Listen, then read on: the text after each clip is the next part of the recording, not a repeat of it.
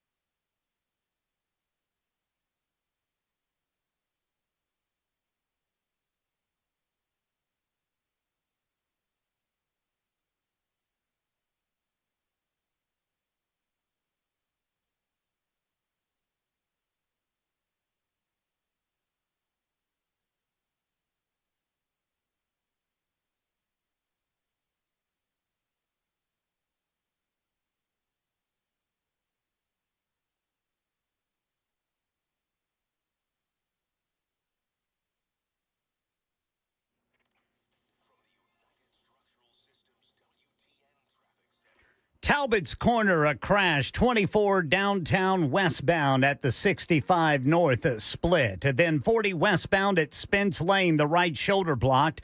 Also 65 southbound near Trinity Lane. In Brentwood, police reporting a crash 65 northbound at Old Hickory Boulevard South. I'm Ken Weaver.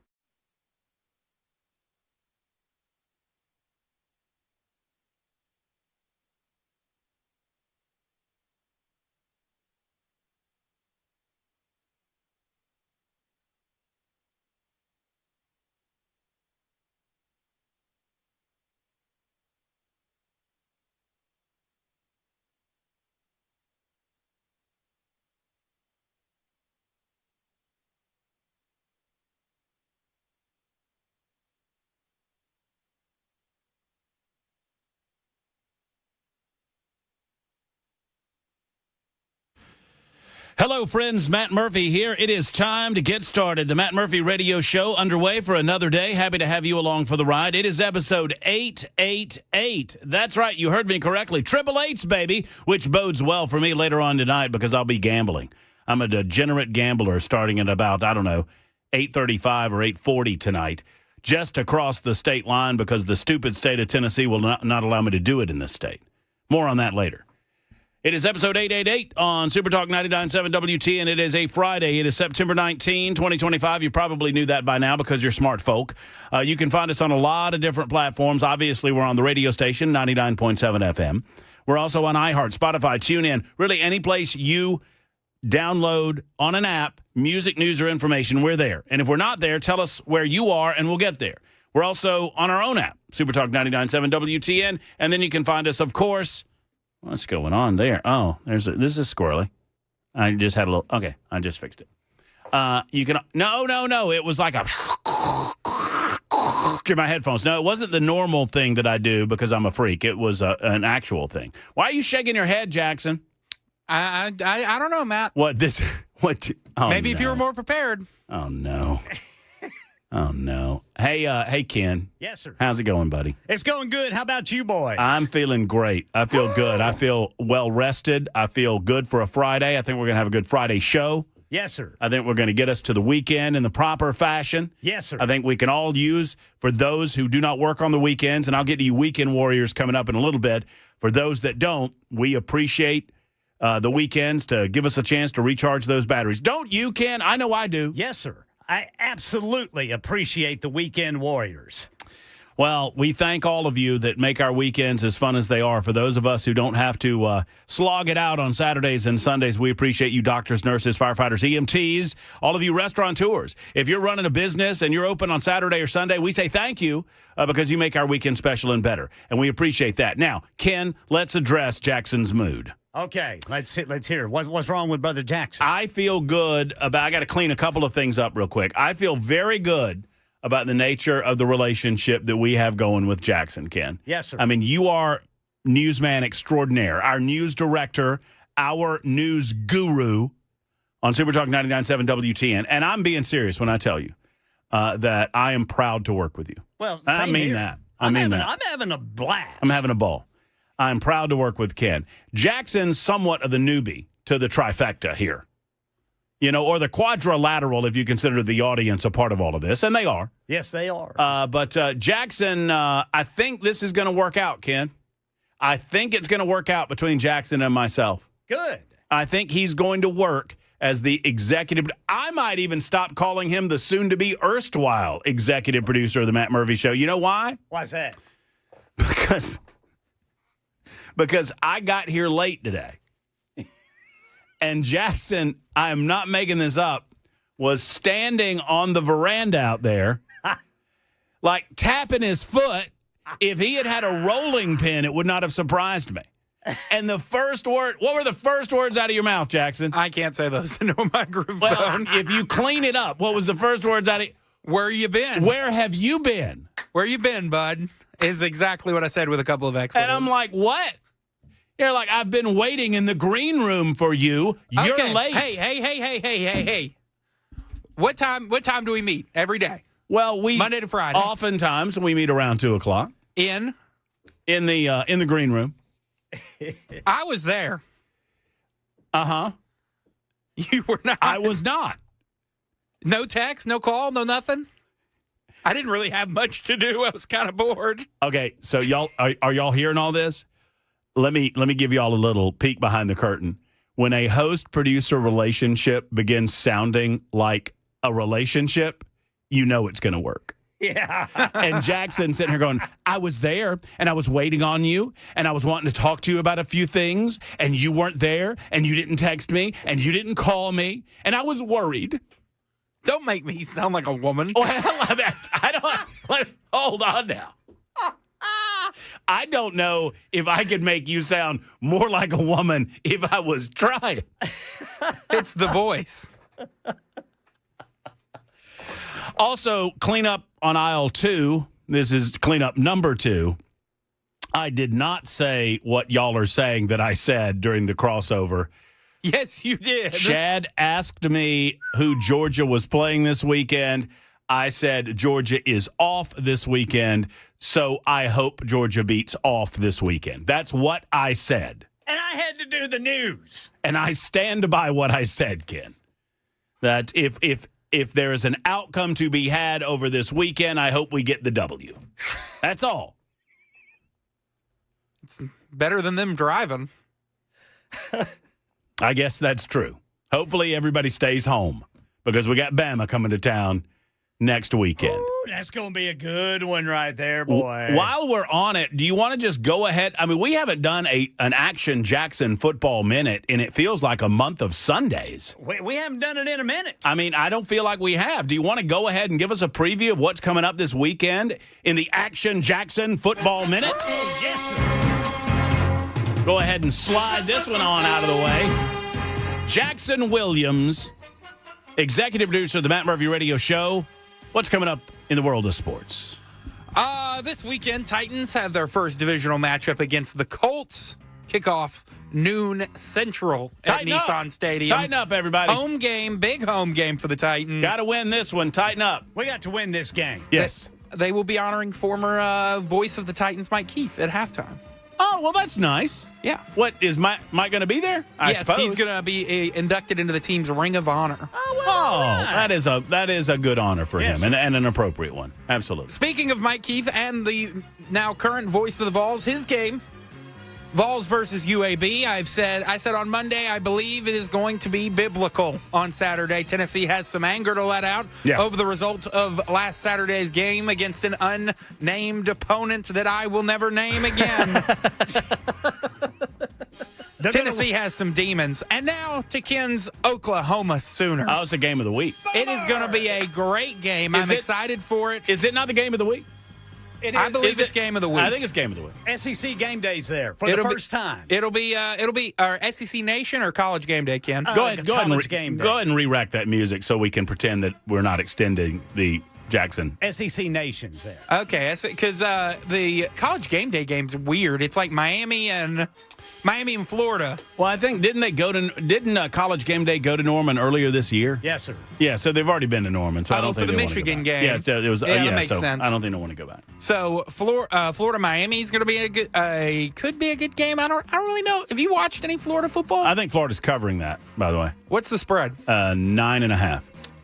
I don't know, man. Yeah, DJ Lagway can't stop throwing interceptions. Well, And Carson Beck. Obviously, my belief that they cover is based on him not throwing 5 interceptions. 5. 1, 2, 3, 4, 5. And they still only lost by 10 Yeah, that's true. to LSU. They've got a good that game. defense.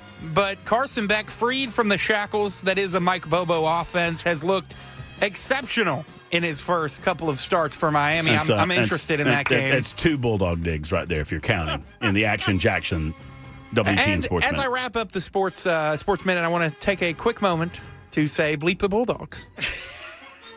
Just a point of personal privilege there? Yeah, Yeah, bleep okay. Yeah, that's fine. That's fine. I also believe that the university, if I lose my job and lose my family and end up in a ditch, homeless and broke somewhere, it's because of you. Because you convinced me I would never let Mrs. Beasley go hungry. Well, I understand that, but you convinced me to download FanDuel on my phone. I did not convince you. And now I'm making these bets. So I bet Tennessee in 39.5. I gave up 39.5, and I think that's easy money. I do too. I feel like it's easy money because UAB, you did radio in Birmingham. That is one of the worst Division I football teams in the country. And 100%. Tennessee is going to come out angry, and it's in Neyland Stadium, and I just don't see UAB really being able to put up much of any type of fight. Ken Weaver, would you care to venture a guess how many away Trent Dilfer, I think, is either in his 3rd or 4th season as the head coach of the UAB Blazers? All right. Would you venture a stab at how many away games he has won? 0. That would be a 0. Correct, Amundo. And it ain't starting on Saturday, and it's not even going to be close. So, No, sir. As Bobby Boucher's mama would say, it's going to be 666-0 because foosball is the devil. Foosball is the devil. And many of you who don't like the foosball are thinking that right now because that's all we've talked about so far. But anyway, we'll get on to other things. It should be a fun weekend. Whatever you're doing this weekend, do it with family and friends. Enjoy yourself and hug your loved ones. I'm telling you, I'd say that at the end of the show, and I know all of you don't make it till the end of the show. I want to say it at the beginning of the show. After the week that we've had, after the last week that we've had, my goodness gracious, hug your loved ones. Because now more than ever, we need faith and we need family and we need community and we need friends. And I want you to hold those folks tight. That's what makes the rest of the crap worth it. Yes. And that's just the best way that I can say it. I offered by the way, it's First Amendment Freestyle Friday. That means we take all comers Monday through Thursday, but on Friday, we just bring you right to the front of the line. So anybody with any thought about any subject matter whatsoever, if we've talked about it over the past week, come on with it. If we've not talked about it over the last week and you're like, Murphy, why are you avoiding this subject? Bring it. 615-737-9986. Now, we suspend that for an hour during our First Amendment Freestyle Friday, and we turn to FriJay, where you can ask any and all of your legal questions during the 4 to 5 hour. We appreciate that. By the way, speaking of today, and as I signpost, I realized I don't think we've got that representative coming in, right? Remember, 2 weeks ago, they said that Representative Andy Harris was coming in? You never sent me that. I'm not with the gonna House. lie. No. You sent him there. You sent him the address. No, that was for Patrick Parsons on Wednesday. I think that was for Andy. No. We're going to find out who's right and who's wrong. Well, Patrick came in the studio and knew where the studio was. I don't think it matters. And I've never heard of this interview happening today. I don't think it matters because I don't think they're coming. I think the they interview. don't have the address. I can tell you that. Oh, so yeah. Well, I guess they don't. Yes. Because I thought you sent it to. No, because you never sent me this one. Where y'all at? Downtown? Yeah. You can find us. We're just off Music Row. Right on the butt end of Music Row. Right at the dead end of Music Row. On the shady side of Music Row. Just find us. We're right down from Keith Urban's place. You can find us. Wait, that's true, actually. I forgot about that. We're right next door. We need to go over there and see if he wants to be friends sometime. Ken, you'd like him. I like Keith. I do. Well, I do like him, too, but you'd like him. You'd like to meet him. Yeah, I would. You know what? He seems like a really cool dude. Well, and he's a short fella. Really? Yeah. I think maybe a little shorter than you. think he might? I think you might got him. He's got to be taller than me. I think you got him. I'd put money on it. Unless he's wearing those lifts. I think you got him. Barely 5'6". Oh, I think you got him. I'm going to look it up. I'm going to look that up. All right. I did ask a question on a more serious vein. And once again, as you load up some questions and comments and thoughts on a First Amendment Freestyle Friday, I don't think CNN actually remembers that there was a conservative that was actually killed for free speech because all they seem to want to talk about is Jimmy Kimmel. And they want to talk about how Jimmy Kimmel being laid off, he's not even going to be gone permanently, guys. He was indefinitely suspended. That does not mean fired, although I have been guilty of saying fired myself on a couple of occasions. He's been laid off. He will most certainly be back, I can assure you.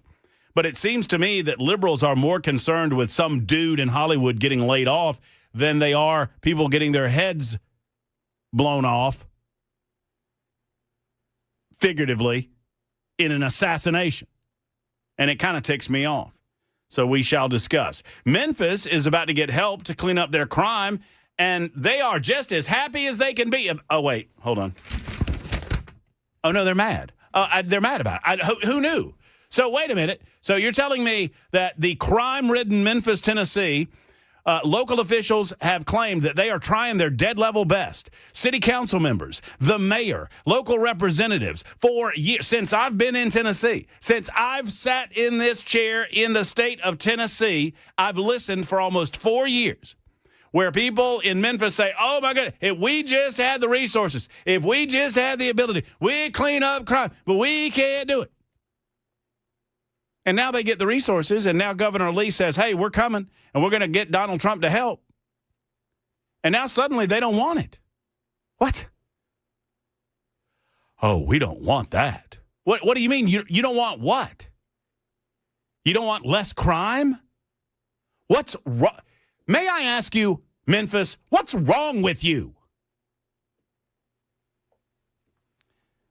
I'm telling you, Tennessee, I'm not coming in here telling y'all how to do your business, but you should have given them to Arkansas when you had the chance. Or Mississippi. We shall discuss on the show today. Antifa as a terrorist organization. I love this idea, and I'm going to tell you why. I'm going to flesh this out in just a couple of minutes, too. And the Department of Homeland Security says they've deported or have seen self-deport almost 2 million individuals, and that's great news. But I'm going to start today with an X post that I came out with, and I don't do a lot of polls on the show. I want to do more. I want to do daily show polls. If Jackson Williams would get off his duff and get to the workplace on time and actually be here so we could do our daily briefing, then maybe we could talk about these things. But I want to do some daily polls. Well, I put up a poll on my X Machine page today, and I'm very curious if you voted in it, and if not, I'm curious what you think about it. And it's, I am not naming any names. We can talk about it like grown-ups. But I'm genuinely curious what you think about this, because we have a 7th congressional district race that is going on right now in Middle Tennessee. And voting has already started. Early voting started 2 days ago. And it will culminate on Election Day, special Election Day, October 7th. All right? Y'all with me so far? And the race, by all estimations, is nip and tuck. By the way, remember I had that dude on that was with the House Freedom Action Committee, and he promised me that he would send me the details of the poll. Still haven't gotten them, but whatever. I emailed him earlier today and asked him when I was going to get those, so we'll find out together. But I've not taken a position on this race. I have tried to present all of the at least front runners to you.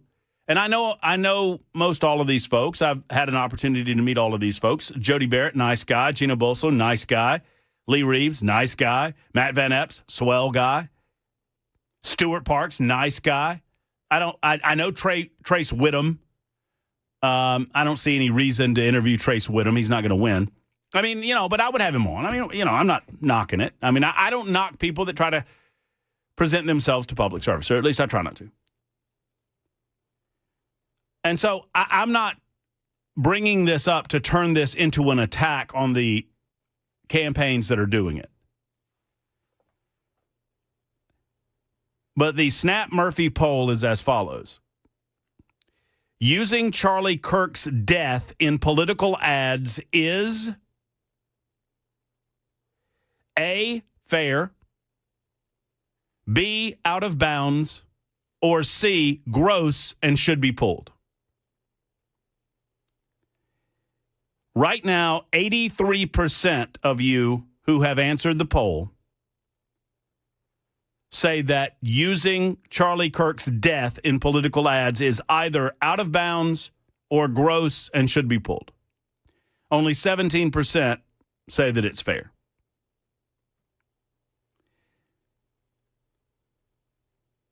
And, there have been a few of you that have responded, depends. Well, I mean, that wasn't an option in the poll. Fair, out of bounds, gross, and should be pulled.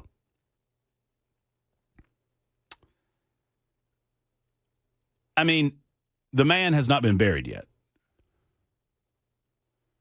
The service has not been held yet. And we're hearing, and look, once again, I'm observing. I'm not screaming and yelling at anybody. All I can tell you is when I've seen them and when I've heard them, it turns my stomach. Maybe it's just me. Bobby K on the chat side of things wants to know where this poll is. That poll is up at Matt Murphy Show on the X Machine. That's at Matt Murphy Show on the X Machine, where you can follow us right now on Super Talk 99.7 WTN.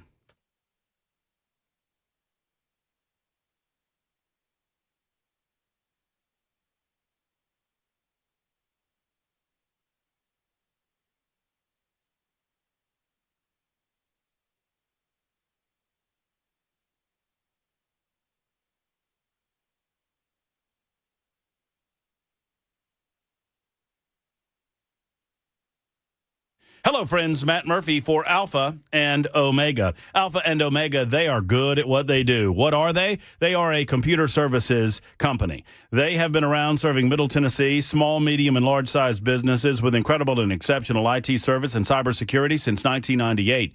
Now, the world was a different place back then, but they have kept up with the times. Michael and his team understand cybersecurity better than anyone that I know. And that's why I recommend them to you. If you're a small business, understand this. Just because you're small, you don't fly below the radar. These cyber thieves, these people that engage in ransomware, they want you too. And they believe they can attack you because you're easier to get to than some of the big boys. Prove them wrong by initiating Alpha and Omega's computer protection. Alpha and Omega wants to be your IT professional today. If your annual IT contract is coming up, or if you don't have one, let Alpha and Omega take care of it. Talk to Michael and his team. ANO.net, that's A&O.net, or 615-784-0096. 784-0096.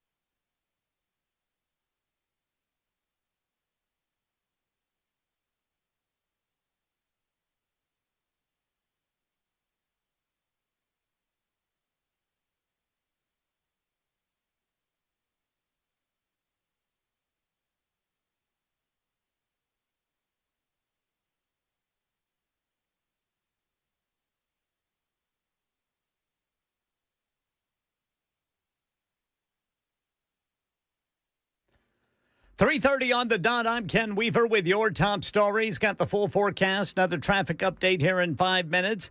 Vaccine advisors for the Centers for Disease Control and Prevention just voted to change their guidance on COVID-19 shots, saying it's a personal choice between you and your doctor.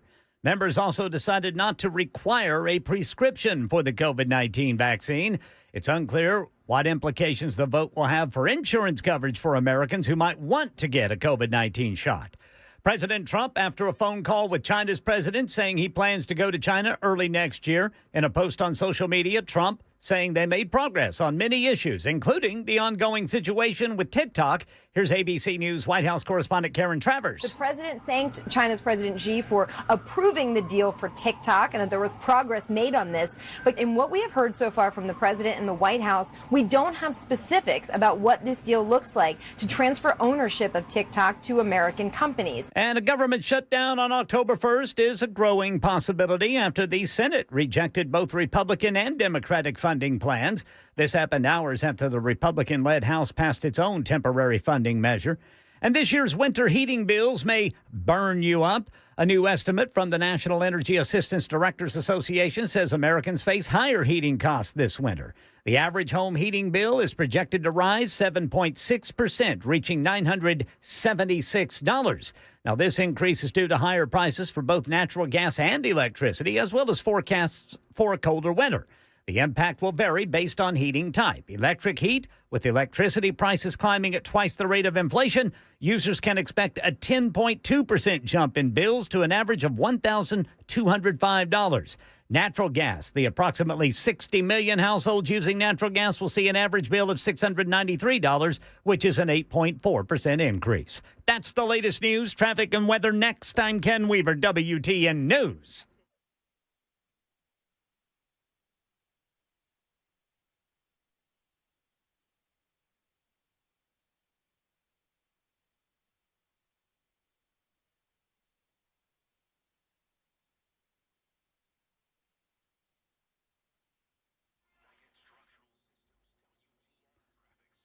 Woodbine police say there's a crash Thompson Lane just west of Nolensville Pike. Then Talbot's Corner, a crash 24 downtown westbound at 65 North Split. Then in North Nashville, Dr. D.B. Todd Jr. Boulevard at Buchanan Street. In Glencliff, right shoulder blocked by a crash 40 westbound at Spence Lane. On 65 northbound at I-24 downtown, left lane blocked by a crash. Also 65 southbound there at Trinity Lane. I'm Ken Weaver.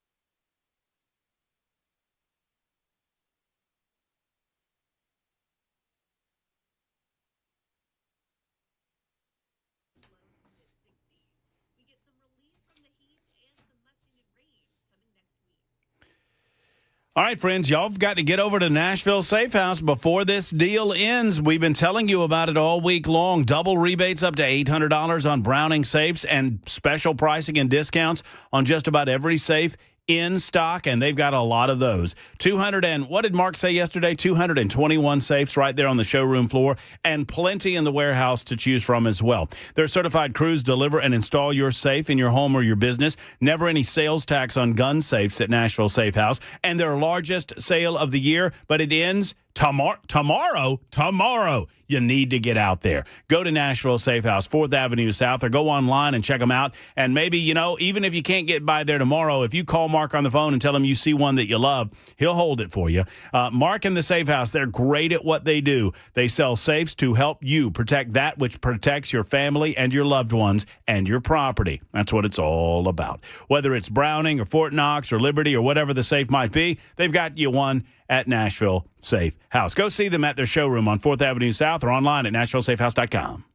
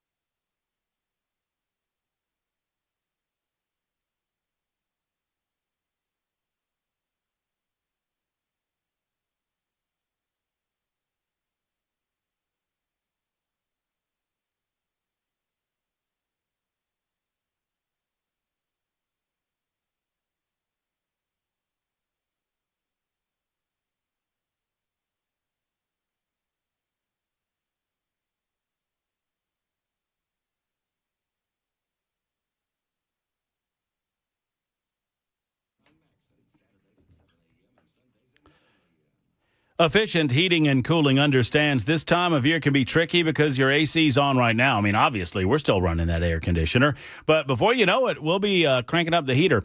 Well, Jeff Eddy and Efficient Heating and Cooling wants you to get in front of that. That's why they offer a maintenance deal that will never cost you over $125. Here's the deal, right? Oftentimes, this is going to cost you considerably less. They're not going to overcharge you for a maintenance call, but they never charge over $125, no matter how many heating units you might have on your property, on your residential property. Why?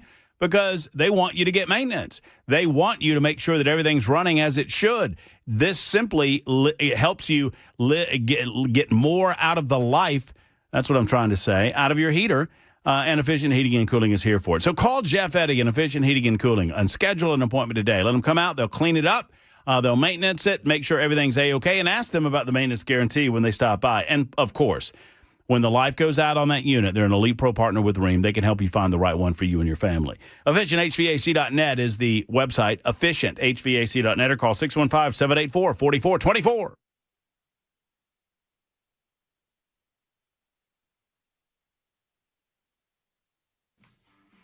Yeah, a lot of you agreeing with me that this deal is out of bounds. If you want to vote in the poll at Matt Murphy Show, like me when you go over there, would you? I mean, you don't have to like me on the radio show, but follow me, I guess, is the proper terminology on the X machine. I'm on a lot of different platforms. Well, I say a lot. I'm on Facebook in two places. I'm on. I've got a personal page and a professional page, and you can catch me on either of those. Because I don't think there's a limit on the personal page anymore. I think that's right. And then I'm on the Instagram. I'm on the Instagram because some of the things that I do on the Facebook float over to the Instagram. One way or the other, you can find me at Matt Murphy Show on Instagram, Matt Murphy Show on Facebook, and then at Matt Murphy Show on Twitter or the X. And I'm on the X mostly. The X is an absolute cesspool. It is a gross place where anonymous gross trolls and ghouls hang out. And they, stick their little heads above water and they snipe at you or stab at you, and then they duck their heads back below water. And I hang out there and I enjoy it. So find me over there and see what you think at Matt Murphy Show. Looky who's on line one. I haven't talked to this fella in a minute or two, and it's good to hear from him. A lot of you always ask us about this guy. It's Mr. Jimmy in Shelbyville. Hey, Mr. Jimmy, how are you, sir? Okay, how y'all doing? Man, Mr. Jimmy, if I felt any better, I'd be you. Yeah, I'm having trouble with my left shoulder like you had. Uh-oh. What's going on, Mr. Jimmy? I don't know. I think I might have tore my rotator cuff. Oh, no. That's no good. Yeah, well, I don't know. Be careful. You probably, what were you doing, throwing ball? Just doing my regular exercises. Okay. How you feeling? Otherwise? Getting old by the minute. Yes, sir. Yes, sir. Well, Mr. Jimmy, what's on your mind? What do you think? Well, it looks like to me that the Trump administration is trying to get rid of all the Jimmys. You think? Yeah, last time he was president, he got rid of Jimmy Fallon, wasn't it? I don't know that it was Jimmy. Which Jimmy was it? It was one of them. I don't think it was Fallon. I think Fallon's next. Well, I don't know. You worried he's going to make his way down to Shelbyville? Yeah, maybe Jimmy Kimmel, Jimmy Fallon. So, which was the other Jimmy that he got rid of? You're right, though. There was another one. I can't remember.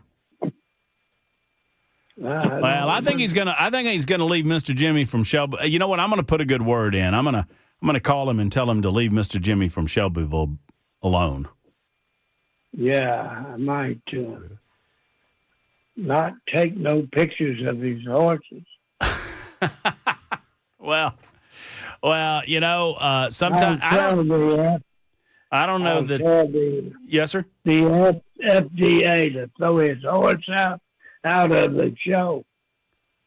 Uh-huh. The FDA, you say?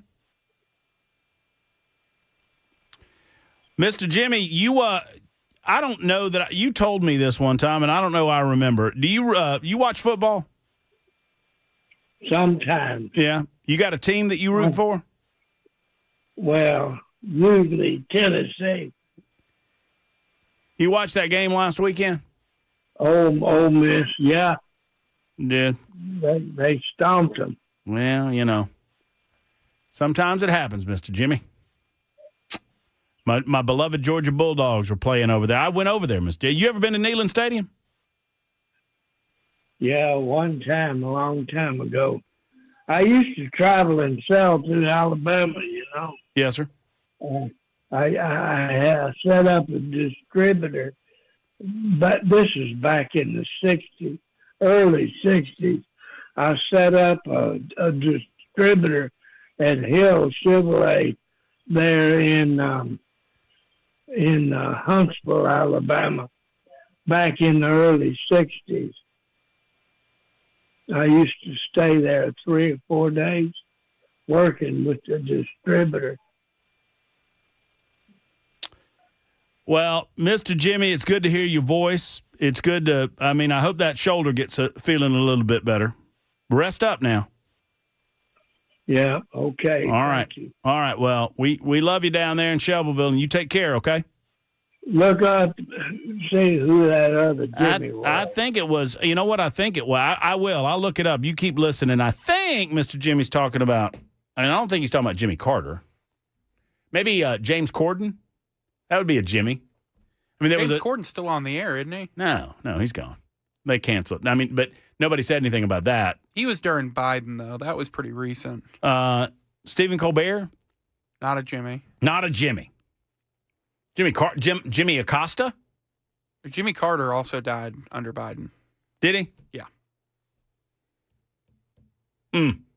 Maybe. Well, we love Mr. Jimmy in Shelbyville, and God bless you, Mr. Jimmy. Feel better. I hope I hope that shoulder gets a little bit better. There's a lot of conversation about this. And look, once again, I'm just asking a question. Y'all have probably heard or seen advertisements on our radio station and on other platforms involving the 7th Congressional District race. And I just noticed that a couple of candidates are updating their ads and including mentions of Charlie Kirk in that ad. And I'm wondering if y'all have the same reaction that I do.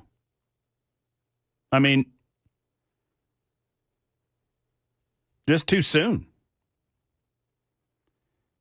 We've not watched Charlie Kirk's funeral. We've not eulogized or watched the eulogy of Charlie Kirk. We've not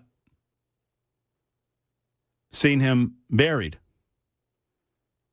And it just feels a little out of bounds. That's where I would probably put myself in the poll if I were to vote in my own poll. I asked, using Charlie Kirk's death in political ads is A, fair, B, out of bounds, C, gross and should be pulled. 50% of you say that they are gross and should be pulled. 33.3% say out of bounds, and 16.3% say fair. Now, some of you are saying, well, it depends on how they're used. And I intentionally didn't want to get into the weeds on that. I just wanted to get a consensus from the audience as to whether or not we believe that using someone's death for one's political advantage would be considered fair play, especially considering that none of the individuals, to my knowledge, that are talking about this were friendly or knew personally Charlie Kirk. I think that might make a difference just a little bit. But anyway, one way or the other, you can find the poll at Matt Murphy Show on the X machine at Matt Murphy Show. 615-737-9986. So if you've not heard, the President of the United States is planning on assisting the governor of this great state in bringing in the National Guard into Memphis in an effort to try to clean up that city.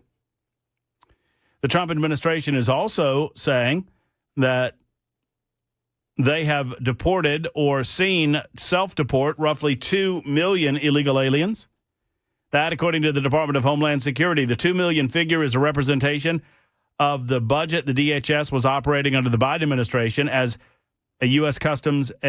Immigration and Customs Enforcement Agency recently received an influx of funding stemming from Trump's One Big Beautiful Bill, which was passed in July. We're looking at about 2 million total in the last 240 days. That includes 1.6 million self-deportations, which are very encouraging, according to DHS Assistant Secretary Tricia McLaughlin. She was speaking to Just the News. A lot safer for the aliens themselves, for the public, for law enforcement. It's a lot better financially, more tax savings for the U.S. citizen. In addition to that, there have been about 400,000 deportations themselves. So total around 2 million, and we're going to get those numbers up. McLaughlin's announcement comes as ICE is ramping up operations in certain sanctuary cities, to include New York, to include Chicago, and, one would assume to include Memphis and Nashville for that matter. The Department of Justice recently filed a lawsuit against Boston Mayor Michelle Wu over the city's sanctuary policies, arguing they're interfering with federal immigration enforcement. Sanctuary policies like those pushed by Mayor Wu not only attack and harbor criminals, but protect them at the peril of law-abiding U.S. citizens. The vast majority of U.S. citizens recognize, even as we perhaps need to revamp immigration law, and I don't know of anyone that's not willing to have that discussion. There are a variety of opinions on what that needs to look like.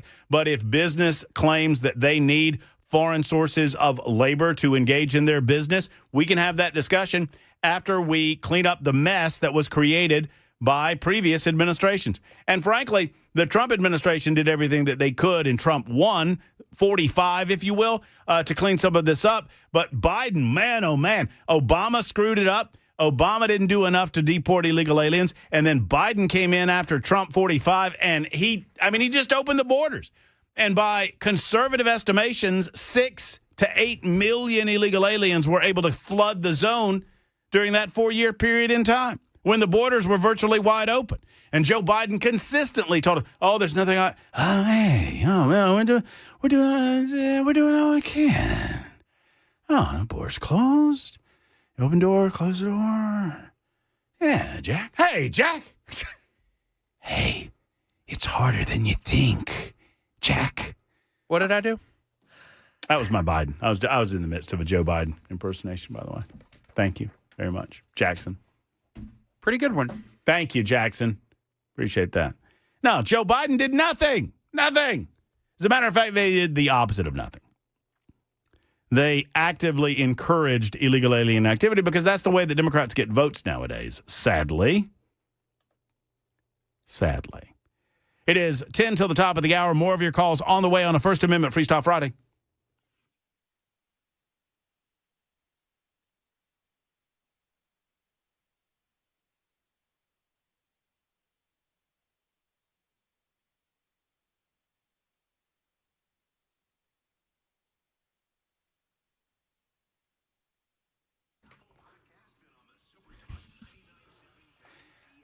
I'm not one to argue with Big Voice Guy, but if the show's called Mostly Peaceful, aren't they kind of promising mostly peaceful?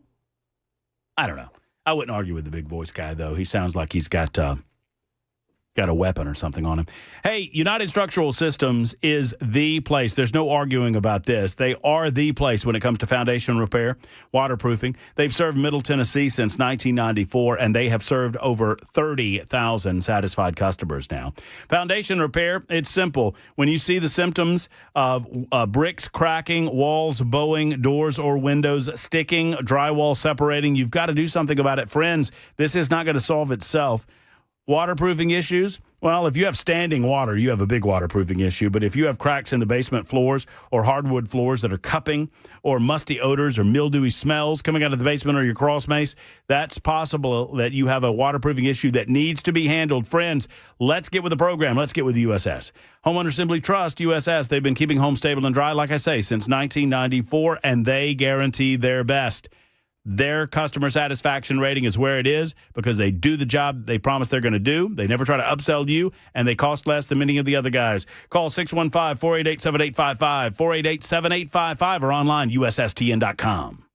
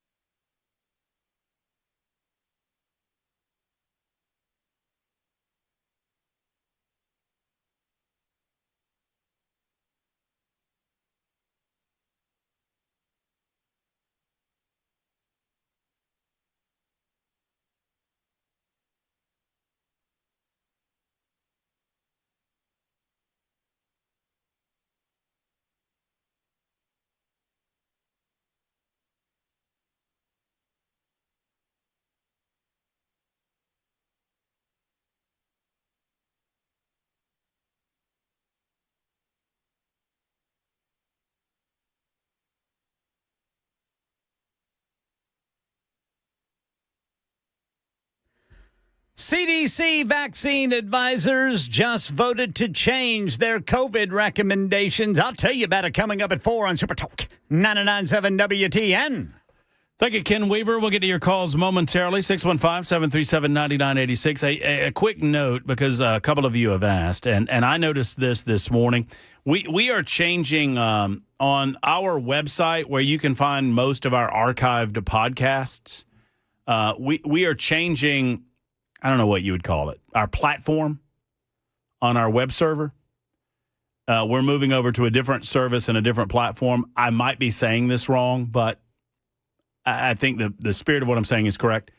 So in doing that, not everything is transferred properly, and we're in the middle of doing that. So if you go to 997WTN.com, our website, and you look like up shows, mine is, I don't even think mine's there at some point. I mean, maybe there's something they're not telling me. I don't know. But all of the podcasts are down right now. Oh, lovely. So, and there's no podcast page. At least there wasn't earlier today. So it is in transition. We're working on it. It was a plan to transition, and we knew that there'd be some, there'd be some bumps along the way, and it would take a little time. So we're in the midst of doing that, but never you fear. The podcast page is coming back.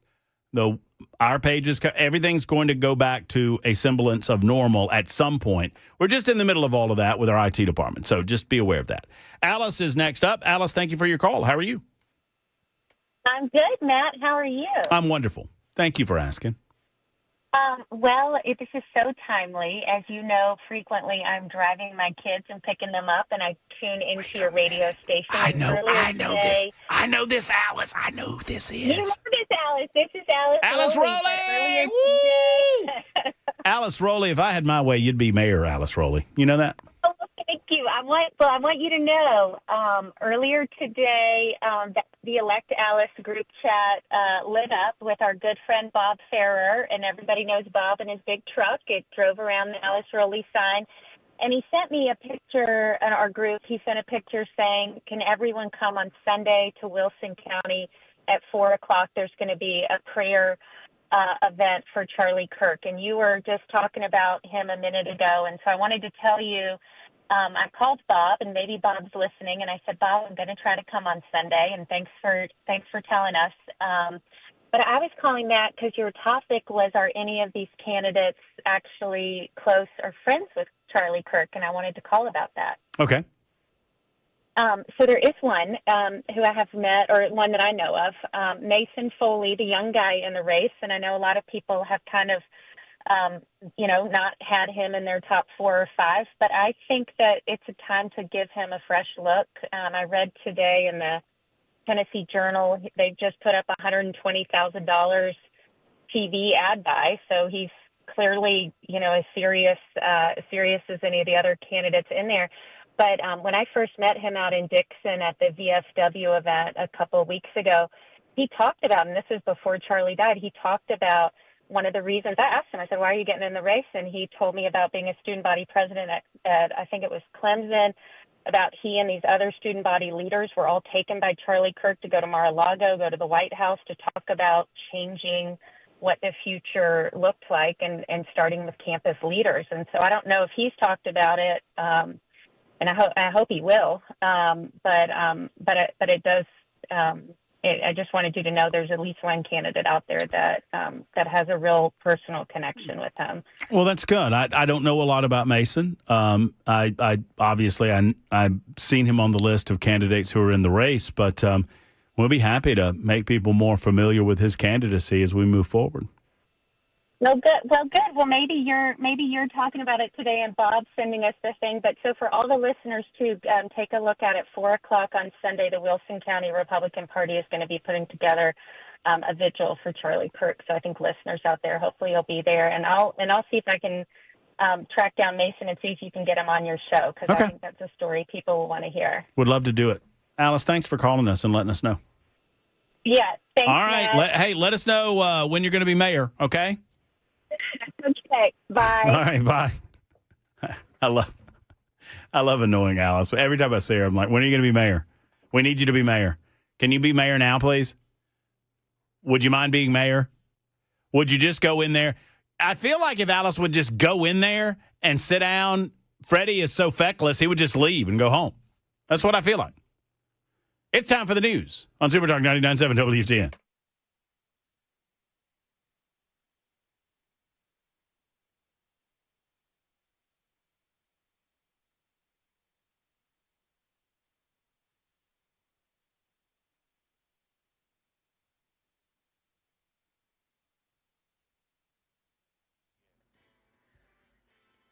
I'm Ken Weaver with your top stories. Full forecast and traffic in 5 minutes. CDC vaccine advisors voted to change their COVID recommendations today. They recommend that vaccination be a personal choice between you and a doctor rather than a universal recommendation for all Americans over 6 months old.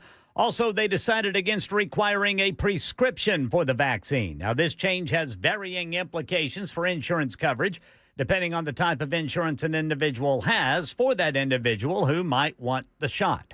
President Trump, after a phone call with China's president, saying he has plans to go to China early next year. In a post on Truth Social media, Truth Social, that is, Trump saying that they made progress on many issues, including the ongoing situation with TikTok. Here's ABC News White House correspondent Karen Travers. The president said it was a very productive phone call and that he will meet with China's President Xi at a World Leaders Summit next month in South Korea. That would be their first in-person meeting in the second term for President Trump. He also said that he'll travel to China at some point early next year, and President Xi would come to the United States at an appropriate time. Elsewhere in our nation's capital, the prospect of a government shutdown on October 1st intensifying with the partisan deadlock in the Senate, where both Republican and Democratic funding proposals failed to advance. The stalemate occurred despite the House's earlier passage of a Republican-backed stopgap spending bill. In an order that reads like a judicial smackdown, a federal judge in Florida is directing President Trump's lawyers to try again as they aim to sue the New York Times and 4 of its reporters for defamation. ABC News national correspondent Stephen Portnoy. Judge Stephen Meriday, a George H.W. Bush appointee, says the 85-page defamation complaint violates procedural rules, saying it's filled with superfluous allegations against the New York Times and laudatory statements about the president. The judge cites several examples, including this one, a claim in the filing that The Apprentice represented the cultural magnitude of President Trump's signature brilliance, which captured the zeitgeist of our time. The judge has ordered Trump's attorneys to try again with a short, plain, direct complaint within 4 weeks. Stephen Portnoy, ABC News, Washington. Yeah, Trump seeking $15 billion, claiming the reporters lied about him in a book and in the newspaper. And that's the latest news. Traffic and weather next. I'm Ken Weaver, WTN News.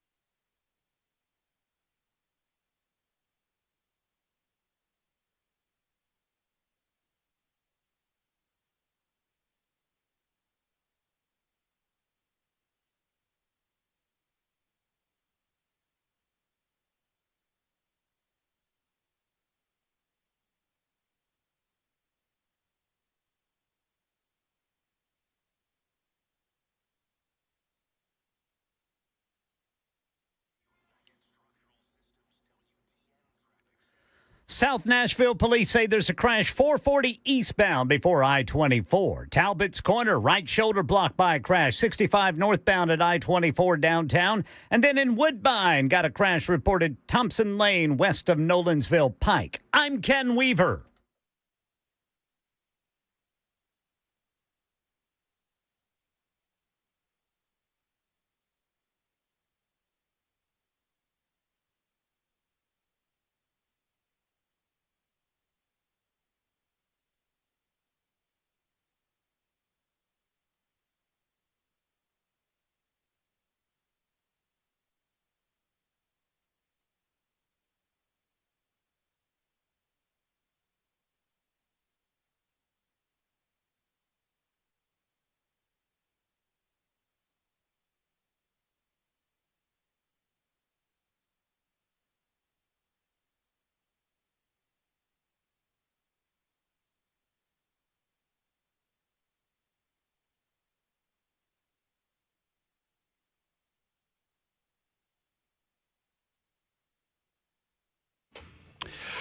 Thank you for being out there. Thank you for listening to the Matt Murphy Radio Show. We appreciate each of you. It's 8 minutes after 4 o'clock.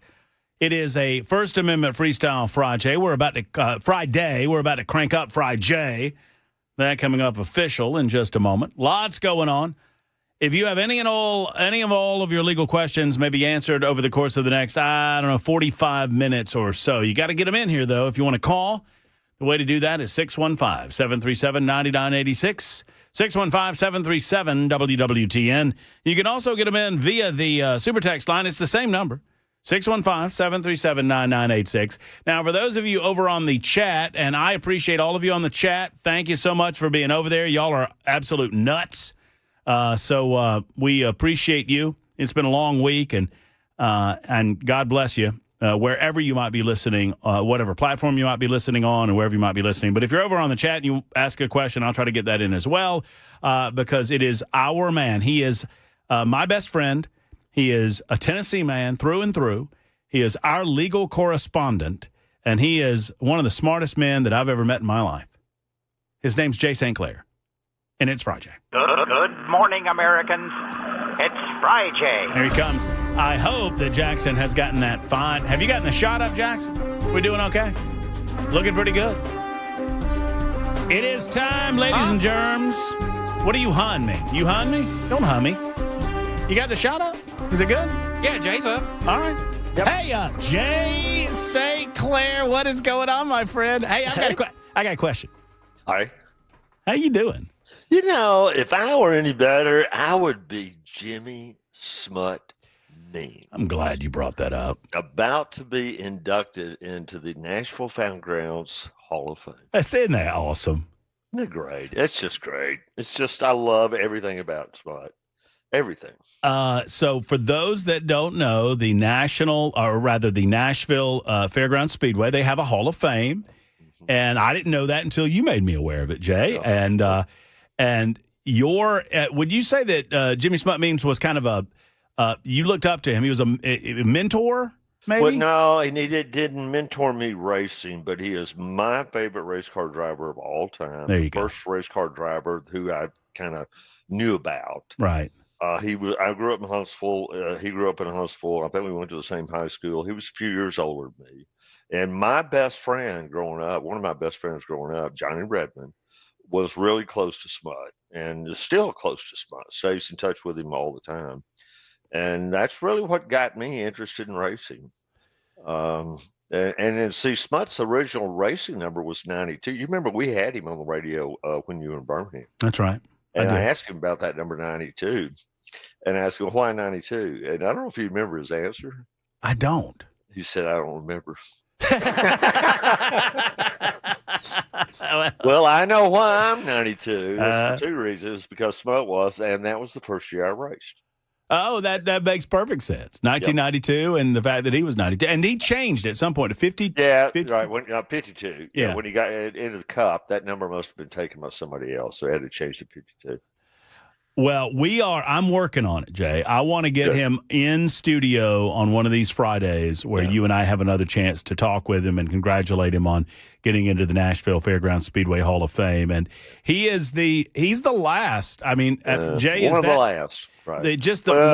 One of the last of the owner drivers, the independents. Right. The little money guy, I think was the phrase that he would use to describe himself. You know, he was David against the glass. Right. And he would run 3 or 4 year old. He would go through the Hendrix trash can and pick out their throwaway parts and then build race cars. Well, Dale Jr. and you and I you turned me on to this, and I started listening to some of these stories that Dale Jr., who became good friends, I guess, with Smut's son, right, would collect lug. He's told the story of taking lug nuts and parts and spark plugs and taking them to Smut. His dad would go out and practice, run 10 laps. They come in, they change the spark plugs. And I think Junior kind of instinctively knew, even as a 10, 12-year-old kid, that Jimmy Smut didn't have the kind of money his dad did. So he would go around and collect these spark plugs that Dale Earnhardt had used for 10 laps and then go give them to Smut. So cool. And he tells the story of, and I know that y'all that don't like racing, y'all get bored with Jay and I, but it's my show, so we get to do it. So there you go.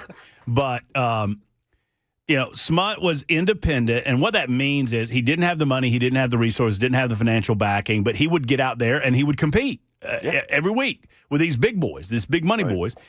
And he had the shot. I guess, was it when Tim Richmond? That's right. It's when Tim Richmond got sick with AIDS and he couldn't make a race. And so Hendrick, Hendrick knew he was a great race car driver. And he said to Smut, well, why don't you drive my car this weekend? And everyone involved thought, well, this is the shot that Smut's going to get to show the big money boys what he's got. What he can do in first-class equipment. Right. And he qualified in top 10. I want to say the top 5. And then there was a wreck early in the race, none of his doing, and he got caught up in the wreck. And y'all heard Dale Jr. talk about it. He said he cried. Yeah. He just cried because Jr. knew this was his chance. And Brad, that's my son, the Junior Brad were buddies. And Dale Jr. said, there's a podcast of him about it. It just broke his heart. He talks about one of the strongest memories of him, Dale Earnhardt Jr., getting emotional at a racetrack was him crying because he understood the fact that he was in that crash, what that meant. Right. And even in his early teen years, he understood what that meant. No, that's great. And he ran a cup race at Talladega. This has been several years ago. And he finished 5th in his, the old equipment stuff. And so there's this beautiful picture of the scoring pylon, the big tower in the middle of the track where it has the finishing order. And all the lights are off except for the 5th place finish, 52. And the track did that to honor Smut. Right. That's pretty cool. That's pretty cool. Well, I love it. I love everything about it. We're going to try to get him on, and we'll do a special hour talking to Jimmy Smut Means. I'm certain that if he finds out about it, if it gets to him, he's willing to do it because he's just a kind man. He's a good guy like that. While we're on the subject, Jay, my boy, the number 9, just kind of squirted in there by the skin of his teeth from last week at Bristol, boy. Woo! Yeah, that was kind of a wild race, but yeah, he's still in it, but he's down in the bottom 4, I think, right now. So, but he's got the Roval coming up in this one, and I don't know, it'll be interesting. The Gibbs people are looking tough. The Toyotas are really looking tough. Mm-hmm. Denny Hamlin, he's the points leader right now. I'm going to have fun rooting against him. I mean, he's my enemy. He's going to be my enemy. He's going to be who's worse, Hamlin or Joey Logano? That's just gross. That's just like a Sophie's Choice there. I don't know what to do with that. I don't know. I just, Denny, of course, is the best race car driver on, probably him and Mark Martin are really, really close to being the best drivers to never win a championship. So Denny's certainly the best race car driver to never win a championship currently behind the wheel of a car. Oh, no question. No question about that. And it's that big question of do you want him to or do you not want him to? And as he gets older, it's harder and harder for me to hate on him. You know what I mean? No, I agree with that. Yeah. And I started watching his podcast, and he's got a really big personality. And there's a lot about him to like. Yeah. So I'm kind of coming around on him a little bit. Okay, well, then let's just agree to hate on Joey and be done with it. Okay, that's good. I love it. I love it. All right, if you got any legal questions whatsoever, you can get them in here with Jay St. Clair, our legal man, 615-737-9986. My boy Alex Bowman did not have the same luck, says 2708. That's true. And someone says, 1221 says, you got any, I said, growing up, A.J. Foyt was my hero. Yep. Does Jay have any stories about A.J. Foyt? No, I don't. Back then I really wasn't that much into open wheel racing. He did some cup racing, but I mean the Tex, Big Tex, I guess is his nickname. Mm-hmm. Just an incredible guy. Ask Tony Stewart about AJ Foyt. Wasn't AJ Tony Stewart's hero? Absolutely, no question about him. I think he raced his number for a long time. Yeah, no question. And AJ was one of those guys. This happened back then. These open wheel guys would come over, and Indy guys would come over and run NASCAR and win a race. Mm-hmm. And I don't know if AJ won the Daytona 500 or not, but he won some NASCAR races. Do you know the first? I don't know that I've ever told you this, but the race car driver that I gravitated to first when I mean this is before I got into it. I mean Gordon was my guy in the 90s, right? But even before that was Harry Gant. Oh yeah, and I loved Harry Gant because Harry Gant. Well, can you guess why? The Bandit. He was the Bandit. That's right. The Bandit. That's exactly right. He's the Skull Bandit. I loved it. All right, Jay. Here come some of the legal questions. Question for Jay. I'm an HR manager at a small company. Oh, nice. A few weeks ago, I was served a subpoena for records on an employee of ours who is currently out on maternity leave. Right. The employee, who is a Hispanic lady, is being investigated for identity theft and fraud. I've cooperated with the detective and have not informed the employee of the investigation at his request. The owner of at the detective's request? Yes, that's the way I'm reading it. Yes. Okay. The owner of our company wants me to, quote, warn and protect the employee. I have firmly refused.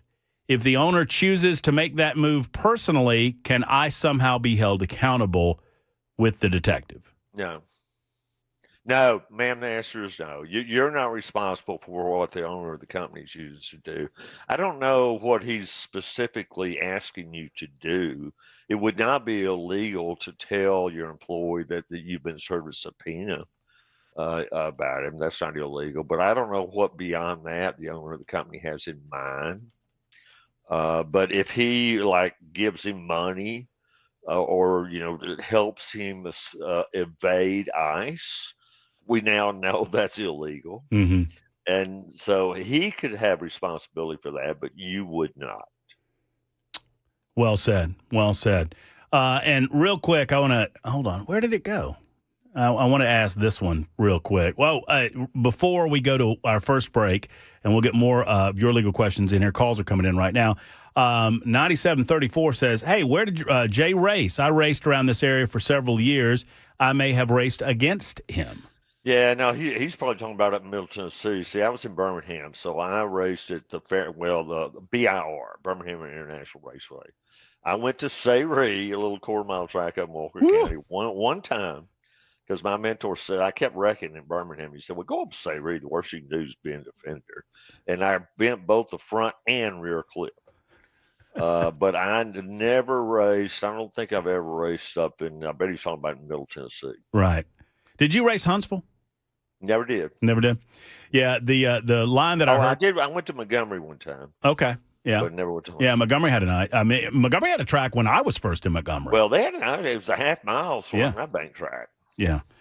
I remember the story that I heard about Sayre because Sayre has a reputation. For those that don't know, it's just a what I don't want to say. Well, it's not a reputation; it's a reality. Well, it's a rough crowd at Sayre. And I talked to a guy, and I told him because I was planning on going up there, and I never got there. I said, "Yeah, I'm thinking about going up to Sayre," and he said, "Yeah." He said, "Everybody says that it gets rough out there." He goes, "It's not that big a deal." He said, "Just after 8:30, don't look anybody in the eye." I'm like, wow, okay. Yeah, that's a rough place. All right, Jay's with us. Your questions on the way. It's FriJay on Super Talk 99.7 WTN.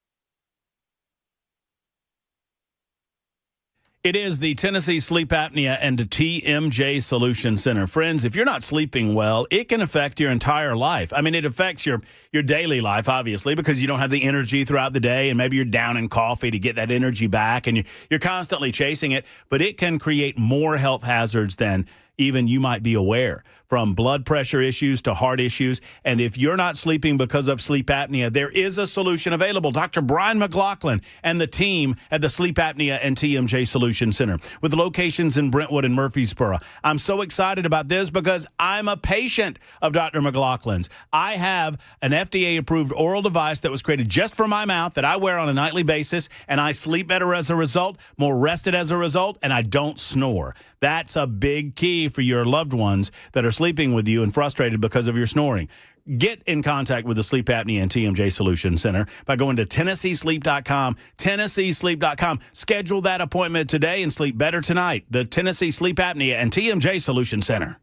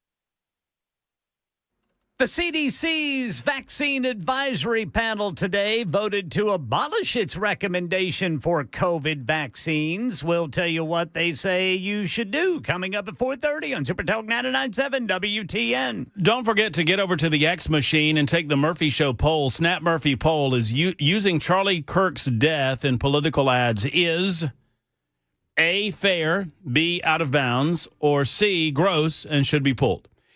Someone asked me, and I love those of you that have been listening long enough or watching long enough on Super Talk TV that you can recall these types of things. Someone asked where the get off my lawn option was. Normally when I offer polls, Option number 4 is always get off my lawn. It's an homage to my former co-host, Andrea Lindenberg, back in the Birmingham days. No, I didn't add that because I thought the subject matter was serious enough that it did not need that, and I wanted a fair assessment of where you are on it. I was genuinely curious. More on that coming up in the 5 o'clock hour. Right now, we've got Jay St. Clair answering any and all of your legal questions, and many of them are coming in on the super text line. And I got a couple on the phone line. So let's go to Jeff, who is on with Jay St. Clair. Hey, Jeff. Hey, buddy. How are you? I'm doing fantastic. How are you? Oh, man, I'm great. You got a question for Jay? Well, I do. Yes, sir. All right. Mr. Sinclair, I am in a relationship with a woman that I've been with for 29 years. Congratulations. And she has become ill. Oh. The question I have is that the house that we live in is completely in her name. We are not married. Mm-hmm. But if the day or when the day comes that she passes, how can we fix, or what do we need to do to fix it to where the house comes to me? Well, the easiest thing to do is just have her do a will. It's very simply done, and you can really do it yourself. But they're not expensive; it'd be less than $500. I just go to somebody that does wills and just have them do a will. And if she wants to leave everything she has, does she have children? Yes, she does. Can you hold for just a moment, Jay? Yeah. Well, yeah, sure. I need a large Coke with light ice, please. Hey, Jeff. Can you get me something, Jeff? Hey, Jeff, get me a Frosty. Yes. I want a Frosty, well, Jeff. I'm not at Wendy's, or I would. Oh. Okay. Where are I you? sure would if I was at Wendy's. I'm at the Burger King in Ashland City. Ooh. Holy moly! I want one of those chicken clubs, no lettuce, extra cheese. I'll take an onion ring. God bless you, Jeff. I need a chicken. No, don't you do it, Jeff. No, don't Oh, Jeff, I'm just kidding. Yeah. Yeah, so the easy way to do it is just get a will, Jeff. I mean, the other thing she can do, if she owns the house outright now, but in mortgage, she could just go ahead and deed it to you, or if she could deed it with joint ownership with right of survivorship, and then that wouldn't affect any other part of the estate. But the simplest, cheapest, easy way to do it is just get a will. Okay. So just get a will leaving me as beneficiary? Well, yeah, leaving the house to you, and then if she wants to leave something to her kids, she can leave it to the kids. She can split up her estate however she wants to. But they still have to go through probate. But the other thing she can do is go ahead and put the house in your name. Or at least have my name added to it? Yeah, well, that's what you can do is you can just own it in joint tenancy with right of survivorship, so that the both of y'all own it. And then whoever passes first, then the whole house passes to the other person. That may be better because then you don't have to go through probate. Right. Okay. Yeah. And that's just as simple as getting a will. Yeah, that's just getting a will done. I mean a deed done. That wouldn't be but a couple $100. And you do it through the. You just get a lawyer. Go to a lawyer. A real estate lawyer, and they'll do it for you, and then you just take it down to the courthouse and registry. All right. Well, I appreciate your opinion or advice or whatever. Well, Jeff, enjoy that big Whopper. Yeah, I'm just getting you heard me. A Coke with light ice. Well, no, Jeff, I can tell you. Well, they jip you with the ice. Well, there's two. Yeah, that's what I'm about to say. There's two reasons I know you're a smart man, Jeff. One, you listen to my radio show, and two, you got light ice because that's how they get you. Yeah. And Matt, I don't know if you remember, but you've talked to me before because when you first come to Nashville, you was looking for a barber, and I told you about my son just finishing barber school, and you never called him. I didn't. I should have. No. I should have, Jeff. I went to the singing barber, and he screwed my hair up. Really? I tell you. He did. He's better. He's a better singer than he is a barber, I'll tell you that. Yeah, my son's a great barber, and he's up in Gallatin now.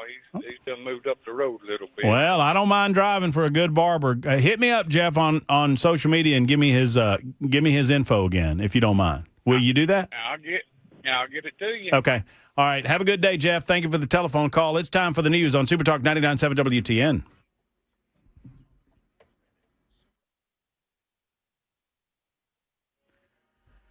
I'm Ken Weaver with your top stories. Got the full forecast and traffic in 5 minutes. The CDC's vaccine advisory panel today voting to abolish its recommendation for the COVID-19 vaccine, meaning it's now everyone's personal choice to take the shot. They say make that decision with your doctor. In another vote, members decided not to require a prescription for the COVID-19 vaccine. No word on how today's decision impacts insurance coverage for anyone who wants one.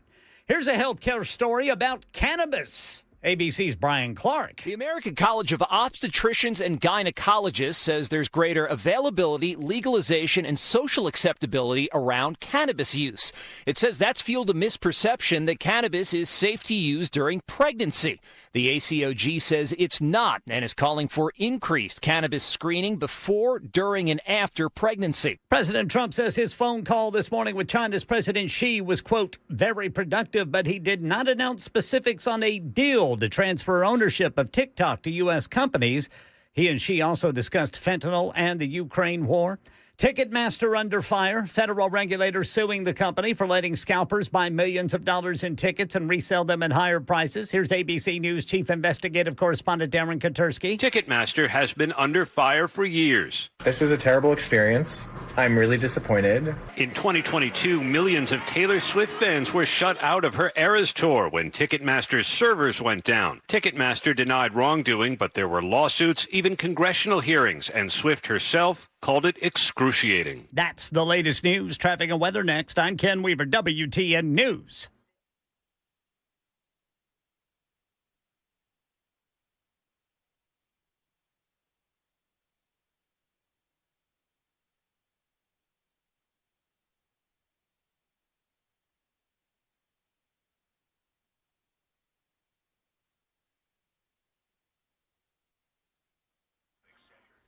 All right, we picked up a crash 440 eastbound right before I-24. Another one 40 eastbound at Jefferson Street. Still working that one Thompson Lane just west of Nolensville Pike.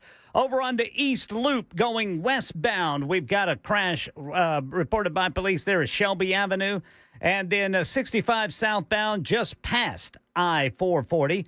65 southbound at Briley Parkway, Ellington Parkway in Madison. And then 40 westbound at Stewart's Ferry Pike in Hermitage. I'm Ken Weaver.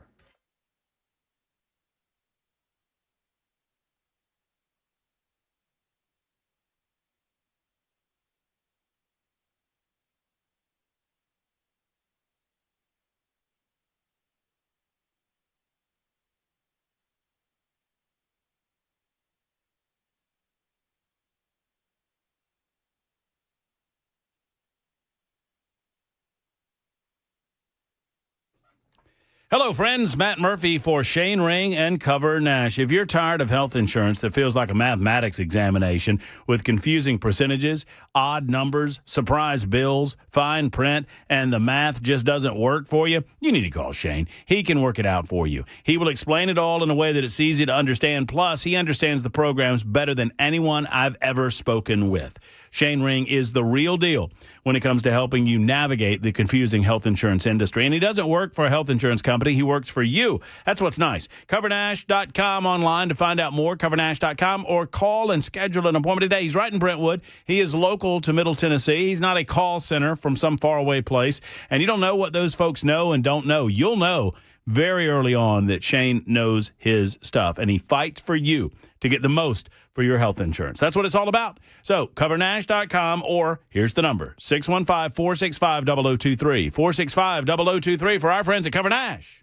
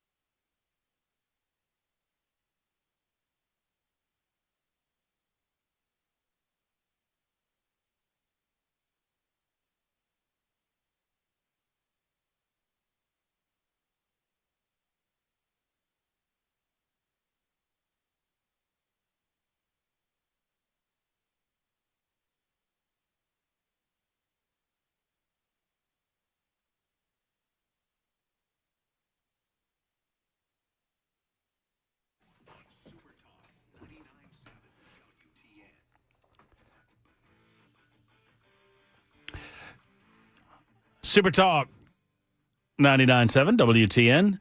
My name is Matt Murphy. They let us stay here from 3 until 7 o'clock, and we have aptly named it the Matt Murphy Radio Show. It is a Friday edition, and this hour is called FriJay. And I hear a lot from people who tell me. By the way, Jay, I want to make sure you're listening to this. So, you there, Jay? Yes, sir. You got me? I got you. This from a third-party listener said, hey, would you mind, and I don't do shout-outs very often, but this one's pretty good, said you have a faithful listener, Austin Wood, who says the Matt Murphy's his favorite host and his favorite segment on his favorite show every week is FriJay with Jay St. Clair. So, Austin, thank you. That's cool. That's sweet. That is nice.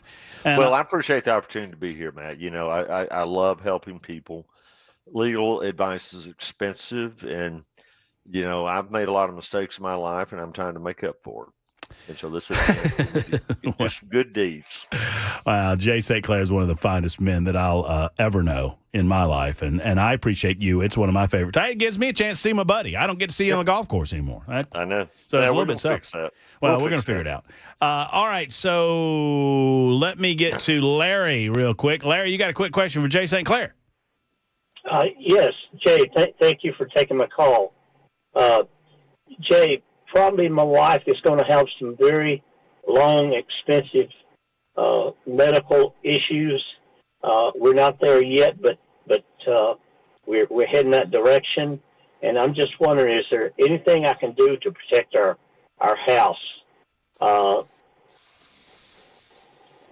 You know, is there any way that I can protect our home?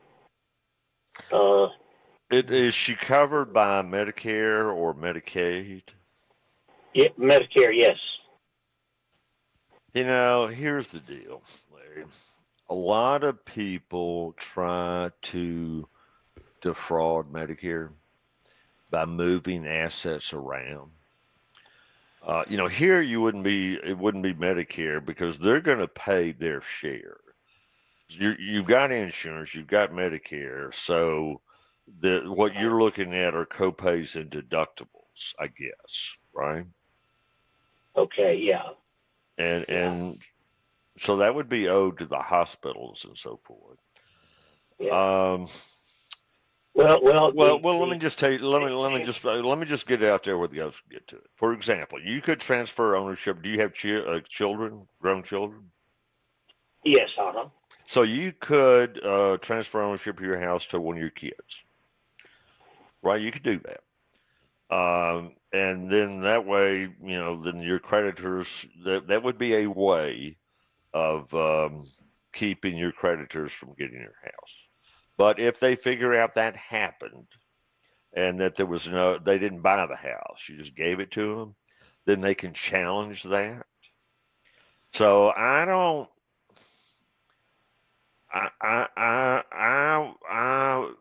would not recommend to you, and I'm certainly not advising you that you commit some kind of fraudulent transfer. That's what that's called in the law. I'm not satisfied if she's got Medicare. I'm not satisfied that you're really looking at a huge, huge expense. It's just going to be copays and deductibles. And I think your better plan is to work with the hospitals and doctors and so forth that are sending you these bills, and see if you can't get on payment plans. And Jay, it may be places where that will actually, where she will actually be. Yeah, well, so if you're talking about nursing homes, for example. Well, I don't know this nursing homes because, in other words, assisted living or something like that, and that's that's right. And there's a lot about dementia. Yep, and that's where there's that can be a lot of money. I get it if you're talking about assisted living facilities or something like that. But I'm just telling you, Larry, that there's a lot of people who engage in fraud. And that's just the word. I'm using the right word to hide assets so that the the nursing home or assisted living facility or whatever can't get it. And so they're pretty good at figuring that out. So I don't have a silver bullet for what you're talking about. Yeah. What is an irresistible trust? What is is it irresistible trust or? No, you're talking about you could put it in a trust. Irrevocable trust is probably the word that you're looking for. Right. And you could put that property in a trust, and that might work. But there's a lot of technicalities to that, and this is certainly something you cannot do yourself. You really need a lawyer to help you do this. And so what I would do is look, are you in Middle Tennessee? Yes. Yep. So what I would do is just get on the internet and kind of look for lawyers who advertise that they do that kind of work, and just go talk to one and see what they say. If you can't find somebody that you're comfortable with, reach out to me. I'm on the internet. It's J St. Clair, ST.CLAIR.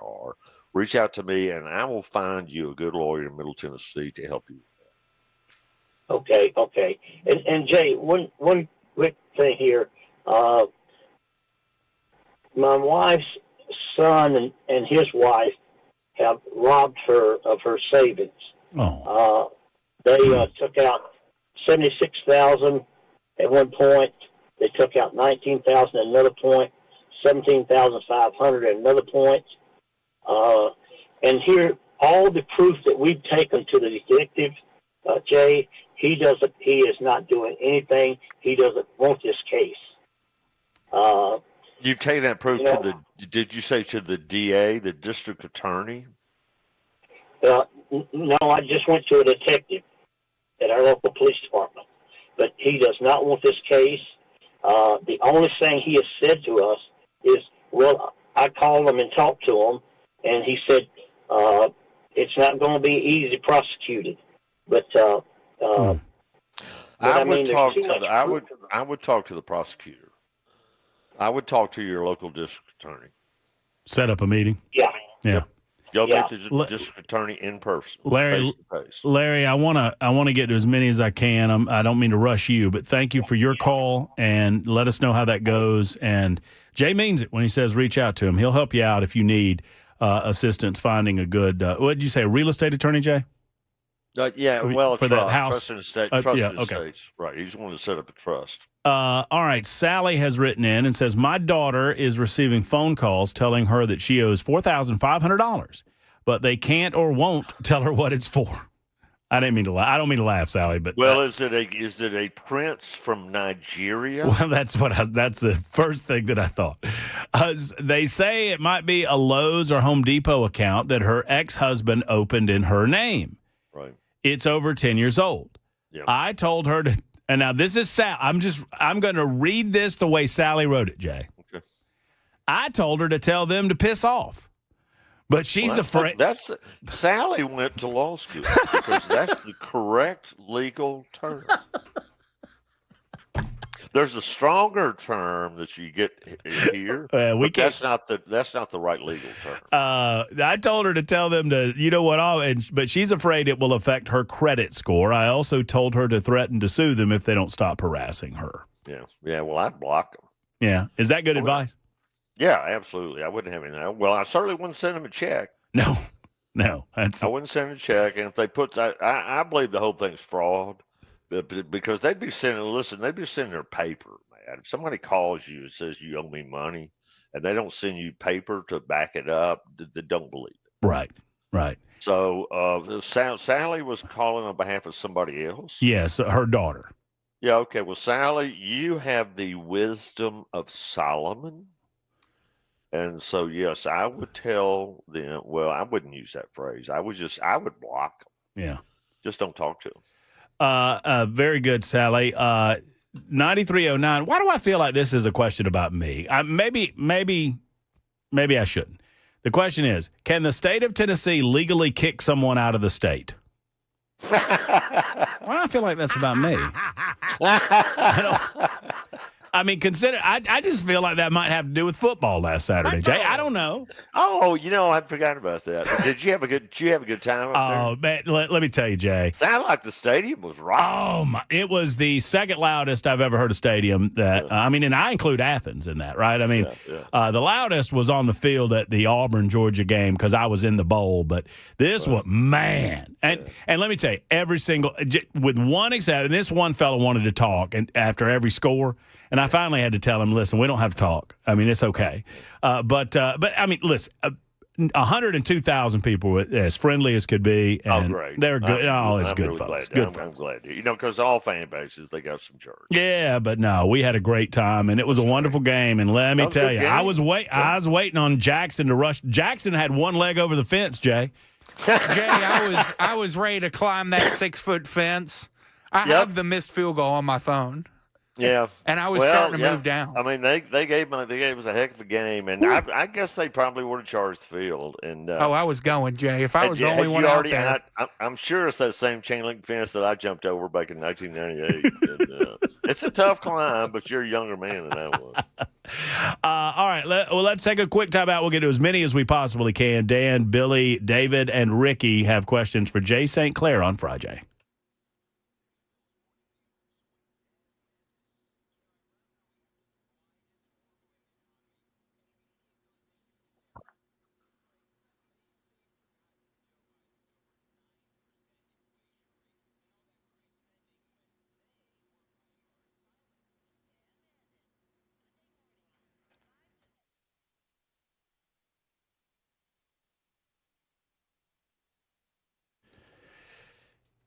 Hello, friends. Matt Murphy. It is Grace Point Healthcare on my mind. Let me tell you something, folks. If you feel a little under the weather, we're about to get to that change of season time where folks get a little under the weather. Oftentimes when the seasons change, you might feel it in the back of your throat. You might get a little something going on. If you feel something going on, might I encourage you to go to Grace Point Healthcare. You don't have to wait, which is a wonderful thing, even for new patients. You don't have a long wait time of a week or 2 weeks. They just don't believe in all of that. They can get you in next day or even same day in some circumstances. And they are a direct pay primary care physician's practice, meaning insurance companies do not get in the way of decision-making with the doctors. Plus, with the Smart Care plan, $69 a month, you get unlimited office visits and free basic labs and diagnostics. Plus, your health savings account can be used to pay for the Smart Care plan now. Thank you to the big, beautiful bill. Grace Point Healthcare treats the whole body comprehensively. I love the way they do their business. They're located in Franklin, and I encourage you to call and make the switch to Grace Point Healthcare. 599-6868, 599-6868. Modern medicine delivered the old-fashioned way at Grace Point.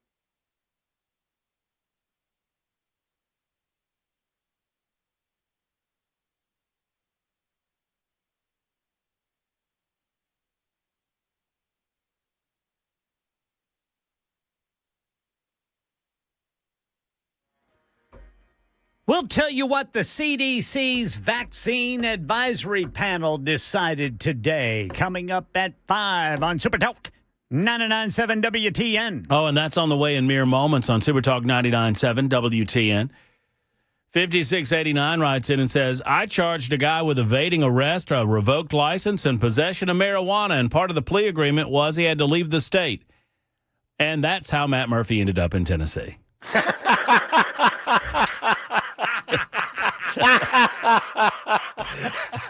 I just Your audience is not only smart, they are funny. It's funny. That's funny. I added the last part about me, but yeah, that's pretty much the deal. So let me see. I'm gonna get to as many as I possibly can, and it's David's turn. David, you got a question for Jay St. Clair on FriJay? Go. Hey, David. David. Yeah. David, you're up, brother. Oh, yes. Jay, I listen to you a lot and enjoy it every Friday when I can. I wanted to mention something about the caller called in about he's on Medicare and about his last bills. He says it wasn't right away. Yeah, you talking about the 5-year deal? No, this is not a legal point. It's actually an insurance point. He's on Medicare, and almost every person in the United States, depending on where you live, are eligible for a Medicare Advantage. You know, right. And it has a maximum out of pocket, which original Medicare does not. Right. And you're eligible. There's no health question. Only bad thing is unless there are special circumstances, she can enroll right now. Right. But under regular rules, she can't enroll till after October 15th, starting January 1st. But if there's a special circumstance, she may be enrolled now. And there's some low it's like under $3,000 a year. Yeah, but I'm not sure, and I should know because I'm on Medicare Advantage. I don't know what the benefits are for assisted living. I think that it covers there is none, not practically. No. I didn't think that. Medical. No. What he's really worried about is assisted living. Yeah, because the Medicare is going to take care of the doctor and hospital bills. What it sounds like she's going to get Alzheimer's or dementia of some kind, so she's going to have to go to one of these memory assisted living facilities. I'm sorry. Medicare is not going to cover that. You can set up. He was talking about an irrevocable trust, and you can set up an irrevocable trust if it's done 5 years before you need Medicaid. Exactly. And Medicaid is not the best coverage, and if you're in a Medicaid assisted care facility, it's not going to be the best one. But if they can't afford, no, you're right. But if they can't afford it, Medicare will pay for it, but they will come back after their property. Yep, that's right. Yep. So you can set up an irrevocable trust if you do it 5 years ahead of time. But then all you're going to get is Medicaid, and I mean that's not the best assisted living arrangement. David, thank you for the call. I'm sorry for those we were unable to get to. I appreciate each of you, but simply, time runs out, and we will have to wait till next week on another edition of FriJay. Jay, I hope you have a great weekend, my brother. Thank you. And please, I want Georgia to go undefeated for the rest of this year, and then that way a 12-0 and 11-1, 12-0 Georgia can play an 11-1 Tennessee. I love it. That's what we need. That's exactly what we need. I'm all for that. That's what we need. I'm hearing Tennessee people say Alabama needs to beat Georgia. Well, they hadn't thought through that. Well, no. We know who the real enemy is, and it's in Tuscaloosa. Jay, thank you, brother. I appreciate you. Here comes Ken Weaver with the news, and we got more calls, more questions, more thoughts. We got 2 more hours to go. We're just getting cranked up on the Matt Murphy Show on Super Talk.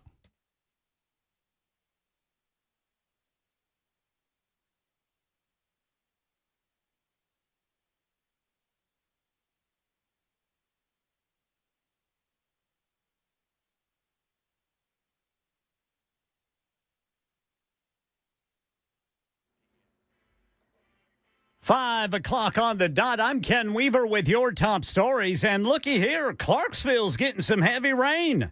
Heavy rain just passed through Dixon, and looks like Waynesboro's getting some heavy rain. Got this line of rain that is moving east toward Nashville. Some of it's very heavy. I don't think it's anything to worry about. Nothing severe right now, but some of it seems to be packing a little bit of thunder and lightning. We'll keep an eye on it for you. West of Nashville, moving this way.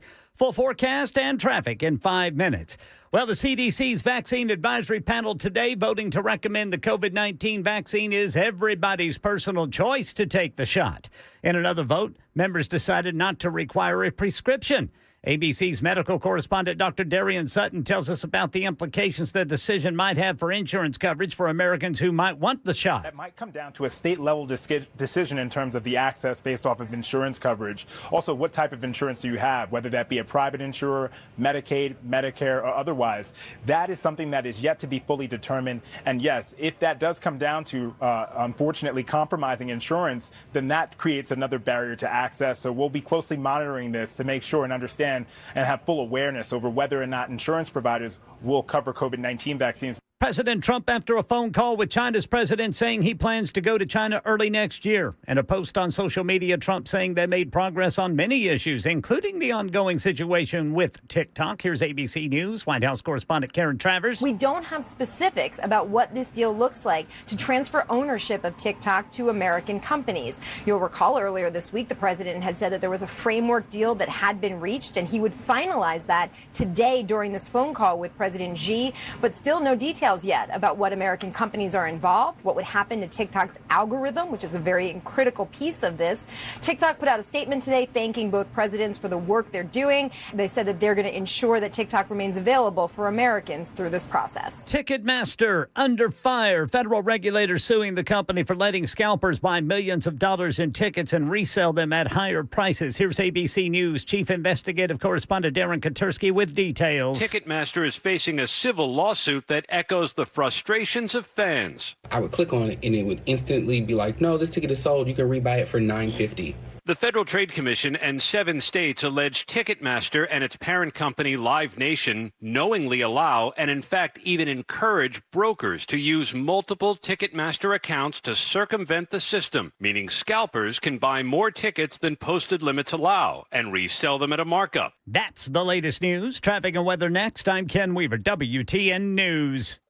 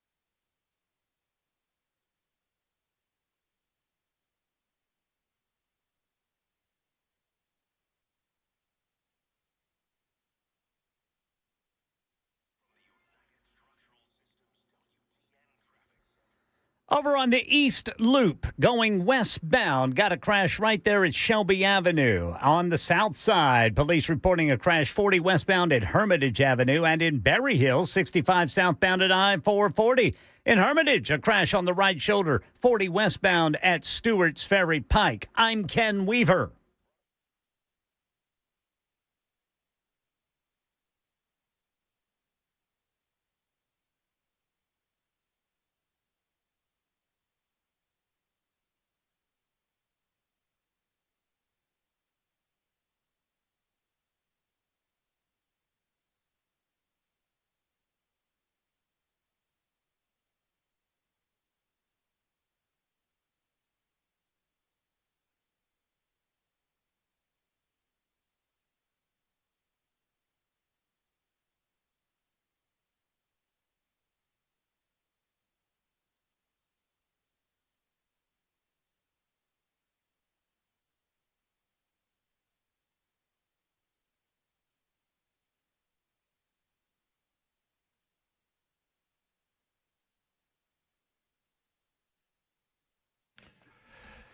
Matt Murphy Show, Super Talk 99.7 WTN. We are halfway home on this Friday edition. Thank you for being around with us. First Amendment Freestyle Friday continues. You may call with any subject of your choosing at 615-737-9986. You can find us on Spotify, iHeart, TuneIn. Of course, we're on the radio at 99.7 FM, and we're on Talk TV, YouTube, Facebook, Twitter, Twitch, Rumble, YouTube, Facebook, Twitter, Twitch, Rumble. Give us the old like, thumbs up. Give us the old thumbs up, would you? The old thumbs up. You know, we would appreciate that. We're doing what we can. It's been a long week. How about a little thumbs up? How many thumbs up do we have over here on the YouTube chat? I like the YouTube. I like the Rumble. I mean, 43. Let's get that to 100. Can we? Would you just go over there and give us the thumbs up? Appreciate you. Now, there's some nasty weather. You heard Ken Weaver talking about it, and I've got an update on it from an alert listener who threw us in here, an update in Dixon. Larry writes in. And Larry is obviously a loyal listener to the radio, loyal listener to the Murphy Show. We appreciate him over there. Says, Dixon storm, big trees down, torrential rain, things blowing down, no power, etc. Yeah, there's a line of showers out there, man. Yeah, they're moving through. I suppose we need it until the power goes out. We don't need all of that. But well, it's like you said. You said everything's okay until it's not. Yeah, that's right. That's right. Everything in Nashville, Tennessee, everything's fine until it's not. And then we're kind of screwed up. But, yeah, that's coming our way. Looks like it's going to be here before the show's done. Yeah, right now, White Bluff. Bluff getting hammered. Yeah. Kingston Springs, you're right. Pegram, Fairview, you're right in the path. Yeah, and then Franklin, too. And before you know it, yeah, Bellevue. And then hello, downtown Nashville, Tennessee.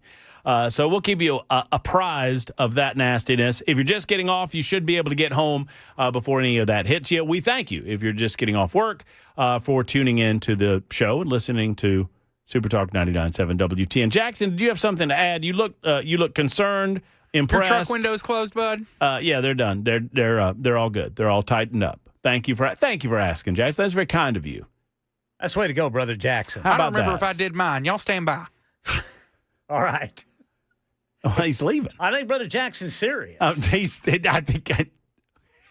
Brother Jackson is serious. He is. He's leaving. He might have left his windows down. He might have left his windows down, and he's in the parents' truck too, Ken. He can't have that. He's not in his ride. He's in Mom and Dad's truck. He can't have all that. I call that the real Georgia ride. Have you seen that Georgia red he drives around in? Oh, man, it looks good. Looks good. It's not like that. What do y'all call that Oklahoma red? That's crimson. Is it crimson? Yeah. You know, it's not that nasty Bama crimson, though. I don't feel that. I feel like it's a nicer crimson. Well, so do I. And I think we might have had crimson before Bama did. I'm going to give you credit for it. I'm going to go ahead and I'm going to go ahead and call it. Kamala Harris is now saying that she had no idea what a hand grenade that it would be, as she gave a response to a question while appearing on The View. You know, Kamala Harris is running around with this book that she's got out called 107 Days. and it feels like a blame everybody but me kind of book. I know that you heard about the Ken, I think you were talking with Chad or somebody about it, the Pete Buttigieg thing. Yes. So how little does she think of Democrat voters? Right. That she said, well, I liked Pete Buttigieg, and he was smart, and he was everything that you would want in a running mate. Too bad he was a homosexual. That's what she said. That's what she said. I'm sorry. I mean, y'all. It's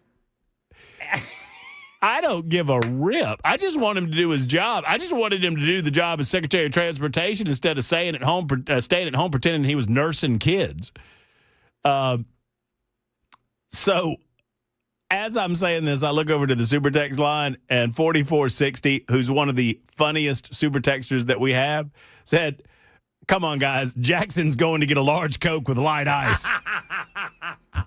That's funny. Does Jackson leave the windows down so the Nashville criminals don't bust out the windows when they're getting into his truck? That's a smart move. No, it's because we have that gate that we have to, and sometimes I forget. I remember this time, though. So you checked? Yeah. All good? All good. All good. In the Georgia truck? Yes. I told him while you were gone that you're driving the parents' truck and it's bright red, looks like Georgia colors. Don't you agree? Is that a little intimidating driving that truck this week? You worried that you know what? I'm a little worried that while you're driving home, you're going to sling that thing wide right. Is it too serious? Don't cut me off. We got a show to do. Don't cut me off. Don't leave. Jackson's leaving. That's it. Oh, no. Don't. Come back. Jackson, come back. Coach, come back. No, don't leave. You're going to destroy UAB. Those little dinosaurs or dragons or whatever they are don't know what's going to hit them. Dude, there ain't no amount of money worth the kind of whipping they're going to take. Yeah, I don't know how much they're getting to go up there, but they're gonna just get beat to. Oh my goodness. Tim Wall's more gay than Pete. Well, I mean, he certainly wasn't better than Pete. I just don't understand it. But then she says that she had no idea that people would react so harshly to a question that she answered on The View. Asked whether she would have done anything differently than President Joe Biden while on The View in 2024, Harris replied by saying, quote, "Nothing comes to mind." I remember that. I mean, remember that? Like, we're going through it. I mean, the world's going to hell in a handbasket. The economy's in the crapper. Inflation's through the roof. Bidenomics not working. And, nothing that I can think of. Well, nothing comes to mind. And the thing, too, is she paused before. Like a long pause. Yes. Nothing comes to mind. Like she was actually thinking. What a good question.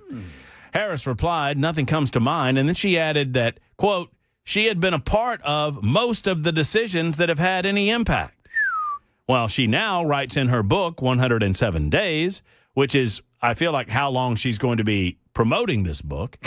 And by the way, is anybody surprised that liberals are going out and sucking their thumbs and going to these little events? And it does not surprise me whatsoever. There's plenty of liberals and plenty of liberals with money, and they're paying I think the Ryman Auditorium was going for like $750, Ken. A ticket. I remember thinking, I don't get it. But, whatever. Wow. I had no idea that I just pulled a hand grenade, she wrote in her book, which is slated for release this coming Tuesday. And hopefully we will have a chance to never talk about it again. She said, my staff were beside themselves regarding how she and told her, well, I mean, I don't know if they told her, but she claims they told her that she had handed a gift to the Trump campaign. Yeah, I'm sure her staff said that to her based on how she treated her staff, according to those reports. Yeah, I don't buy it I mean, they might have said something to each other. Right. But no way they said something to her, because she is widely considered to be a very nasty to people. She's not a very nice person to be around, we are told. And so a lot of times you can tell this. I wear my emotions on my sleeve. I got highs and lows. I get it. I understand it. Y'all, we're together for 4 hours a day. Y'all have seen nasty Matt Murphy. You've seen friendly Matt Murphy. You've seen fun Matt Murphy. You've seen me. Kamala Harris overcompensates publicly, and you can tell. That's why the fake laugh is what it is. That fake, phony, nonsense laugh, that is her overcompensating, trying to act gregarious and lighthearted and funny when she, in fact, is not. Anyway, Harris explained in the book that the purpose for her answer, she didn't want to criticize the president or litigate matters on which they did not agree in public. But she did not grasp the extent to which her connection with Biden was, quote, holding her presidential bid back. So she thinks that the reason she lost the presidency or the reason her presidential bid was held back was because of Joe? Huh. Ma'am, I understand that connection was a problem. Isn't it a bigger problem that when given the opportunity? Now, think about this for a moment. And she doesn't even get this. She wrote this in her book. Well, I didn't want to criticize.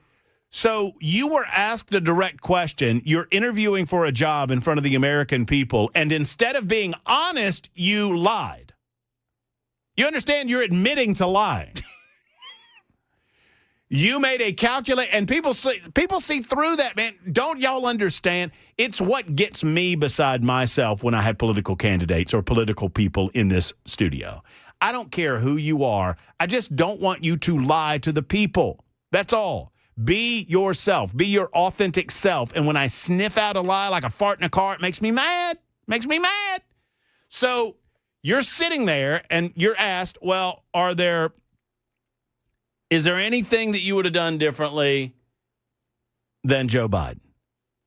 So your excuse right now in your book is to say, well, I thought of plenty of things at that time, but I chose not to say them because I didn't want to publicly embarrass Joe.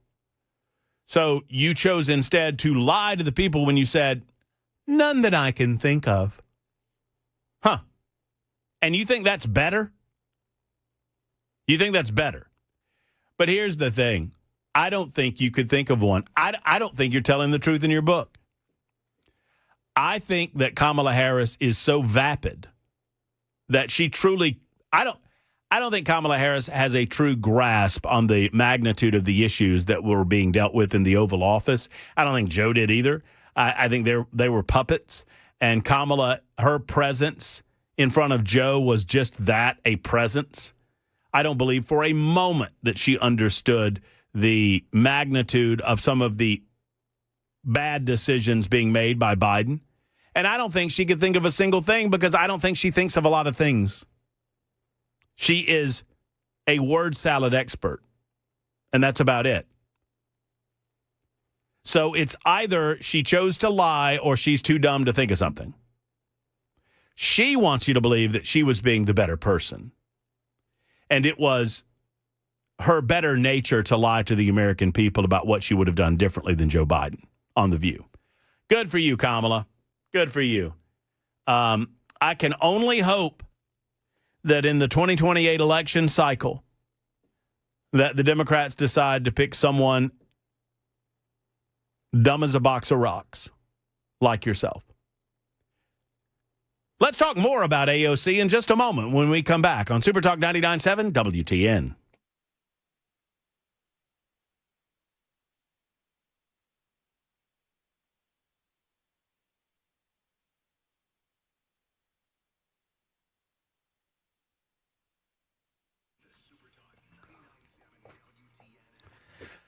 You know, until I started telling you about Dickens Turf and Landscape Supply, where the pros go, locations in Nashville, Bellevue, Murfreesboro, Brentwood, Mower, Hendersonville, Mount Juliet, and Franklin, I just be honest with you, I didn't know that it was important to put down herbicide and fertilizer in the fall on your lawn.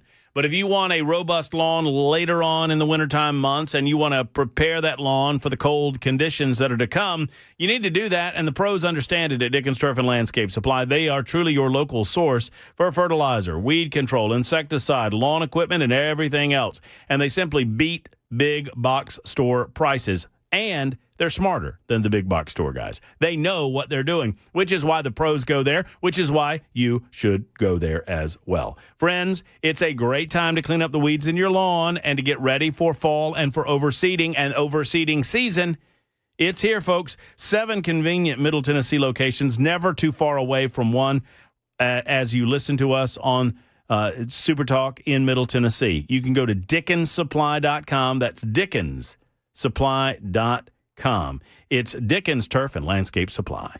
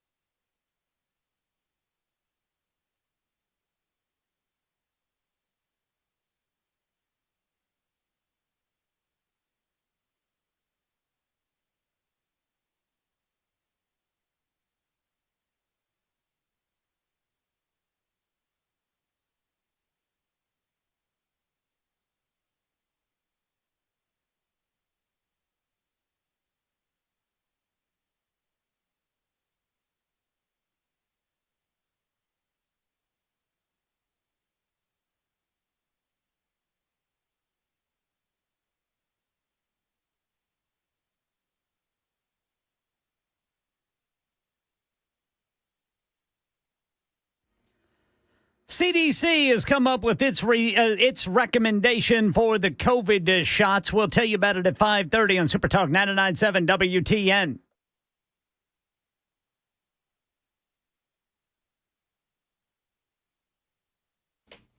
Am I seeing this correctly, by the way? Where'd my music? Don't take my music away so quickly there, Jay. There you go. I like a...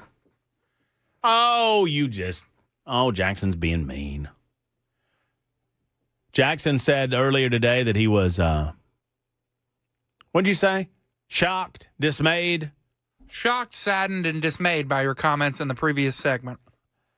I'd like to apologize to any of you that feel similarly to Jackson. Jackson is a part of the Super Talk 99.7 WTN family. And more importantly, he's a part of the afternoon show family, the Murphy Show family. And we love him dearly. Would you care for a hug, Jackson? I'm good. You sure? Because Ken Weaver's available. That was good. Yeah. Is it? Hey, Ken, here's a reference that Jackson will not quite understand. Okay. I am told on this day in 1978. Good year. It was a good year. That DJ, I almost screwed it up. DJ John Caravella made a transformation. Does that name mean anything to you, Ken Weaver? Yes, sir. It does? Yes, sir. And you know what? If I'd have set this up properly, I would have the dadgum theme song ready, but I don't. Dr. Johnny Fever got back on radio this day, 1978. WKRP in Cincinnati premiered on this day in 1978. What a great show. Yeah, they switched formats. That's right. Went from elevator music to rock and roll. And John Caravella said, I can't do it, Andy. It's been too long. I haven't done rock and roll in a long time. And when Andy told him that he was his guy and he was doing mornings and what he would be making, he became Dr. Johnny Fever. Yes, sir. What a great show. Man, that show was exactly what radio was like. I made it early on enough that I was able to experience. When I worked for WTHO in 1988, Ken, and WTHO was the 3,000-watt country station in Thompson, and WTWA was its sister station, a 1,000-watt full-service AM. But it was a 3,000-watt and a 1,000-watt station. And for those that don't know, those are pretty small. They were small-town radio stations. Mm-hmm. But they had a full service. They had news. We had a news director. Oh, yeah. We had a traffic person that would go out and call in reports. Yeah. It was just such a wonderful experience. And I got to spin 45s. I will never forget it. I got to smoke my cigarettes in the studio. Oh, heck yeah. Oh, yeah. You get done with a fine break as you're into, here's a new one from Alabama, roll on 18-wheeler. And you hit that post. Yep. And then you get off there and you fire one up right there in the studio. Yeah. There were some mornings when I had to play the live version of My Home's in Alabama because the facilities were way down the hall.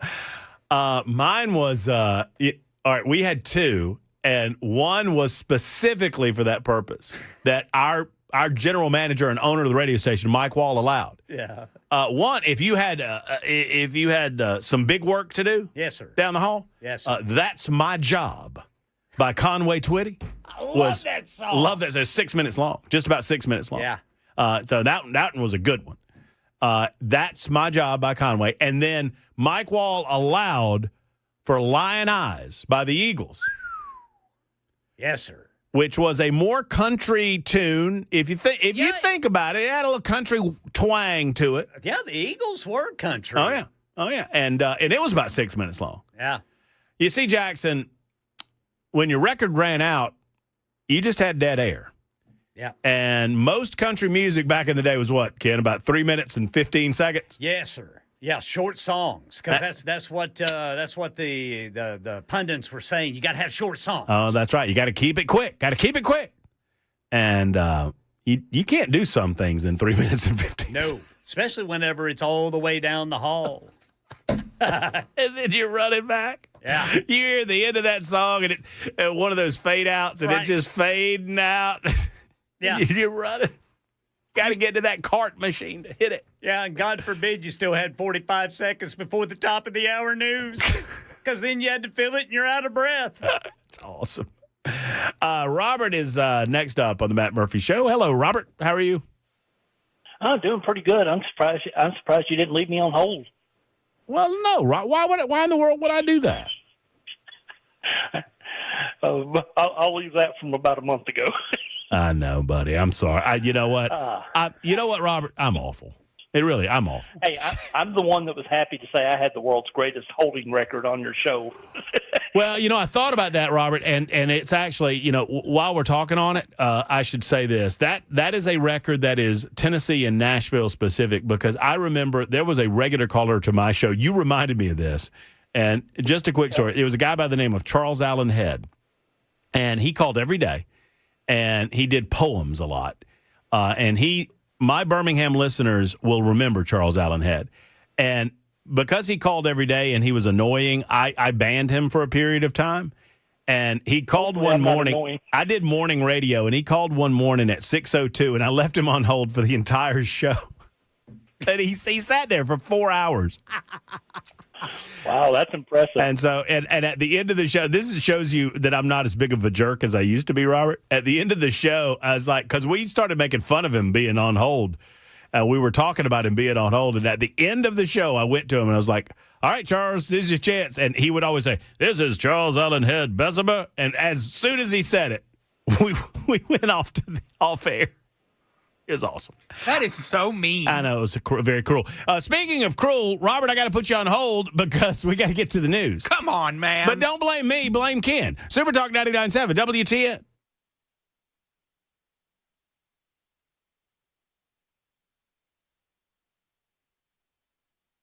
5:30 on the dot. I'm Ken Weaver with your top stories, and we've still got some pockets of some heavy rain out there right now, just west of Clarksville, another area here closer to Nashville. Actually, it is southwest of Nashville, slowly creeping to the southeast, right in between Dixon and Franklin. And then Waynesboro, Lawrenceburg, down there in South Middle Tennessee. Y'all getting some heavy rain down there, too. Full forecast and traffic coming up in 5 minutes. The CDC's vaccine advisory panel today voting to abolish its recommendation for the COVID-19 vaccine, meaning it's now everybody's personal choice to take the shot. In another vote, members decided not to require a prescription. ABC News medical correspondent Dr. Darian Sutton telling us about the decision's implications for insurance coverage. Many states and insurance providers have already made statements that they were going to continue to cover COVID-19 vaccines. And also beyond that, it was a separate vote that was also important. There's no requirement to get a prescription. This was a discussion point that took up a lot of the discussion, mainly because prescriptions, again, provide another barrier to access. Here in Middle Tennessee, Murfreesboro adding more cameras and license plate readers. Channel 4's Amber Jayoth says the city council approved it last night. The vote was unanimous as Murfreesboro council members approved a contract that would add 34 license plate readers and 26 video cameras to the city that will be installed in and around city parks and greenways. Right now, police are not saying when or where exactly those cameras and license plate readers will be installed. And this year's winter heating bills may burn you up. A new estimate says Americans face higher heating costs this winter. The average home heating bill projected to rise 7.6%, reaching $976. More if you are electric. Users can expect a 10.2% jump in bills to an average of $1,205. That's the latest news, traffic, and weather next. I'm Ken Weaver, WTN News.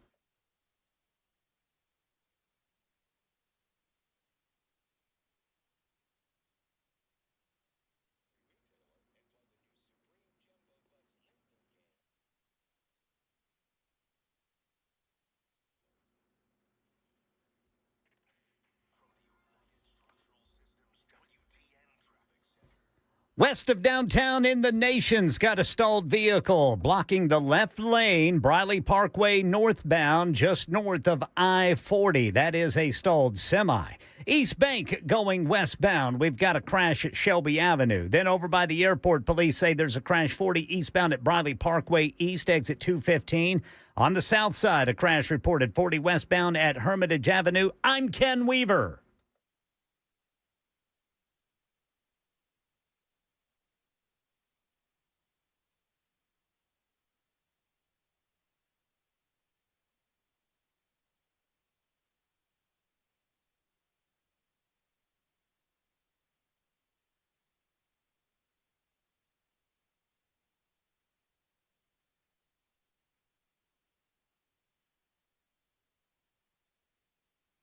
Hello, friends. Matt Murphy for Defend Systems. Now is a good time to talk about, your safety.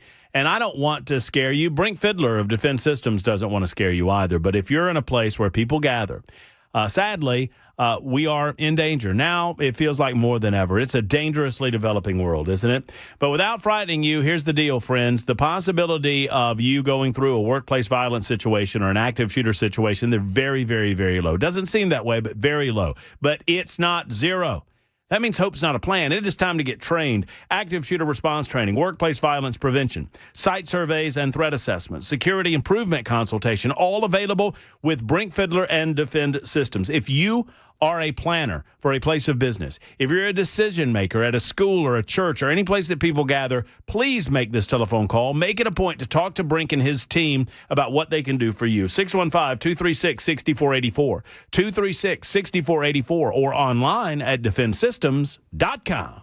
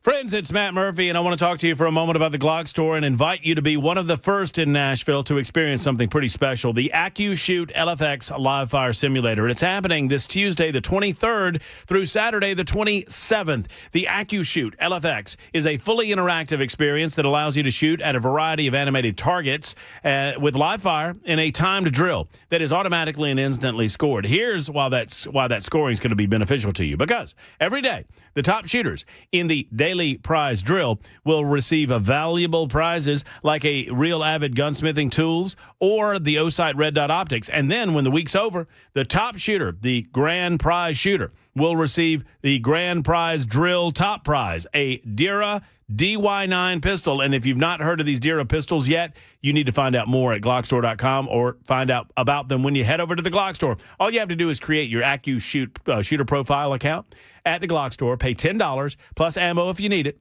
then pick your choice of 5 different shooting drills from mild to wild. It's the AccuShoot LFX event. It's a pretty cool deal, the 23rd through the 27th, and it's only at the Glock store, minutes away from the airport and worth the drive from anywhere.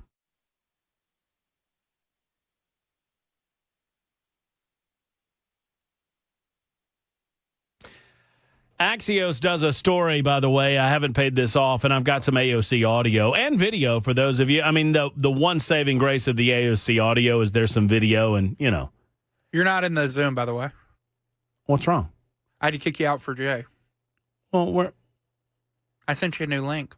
Oh. So I need to sign back up to it to play the. Okay, I got you. So if you were doing that now. Yeah, no, I'm not doing it now. I got Robert, and then we got Nincompoops, and then we'll do it later on. Did you say Nincompoops? I did, but Robert first. Okay. Not Robert first, Nincompoop. Robert's no Nincompoop. Are you calling Robert a Nincompoop? I am not. Are you? Robert, I'm sorry. Jackson just called you a Nincompoop, I think. No, Matt did. That's okay. That's 10 times better than what my dad calls me.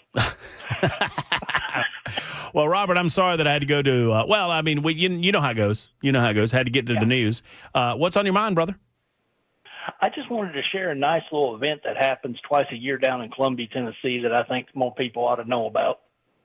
Are you familiar with Murray County Park in Columbia, Tennessee? Murray in... No, I mean, I don't think I am. I mean, I know Columbia pretty well, but I don't think I know the park. But talk to me. What's up? I was born there, so unfortunately I know Columbia too well, too. You were born in the park? Wow. No, I was born in Murray Regional. Sorry, I misunderstood you. The park would have probably been better. Everybody knows when you were born they didn't have hospitals in Murray County. Come on, Robert. Yeah, it was there in the 70s when I was born.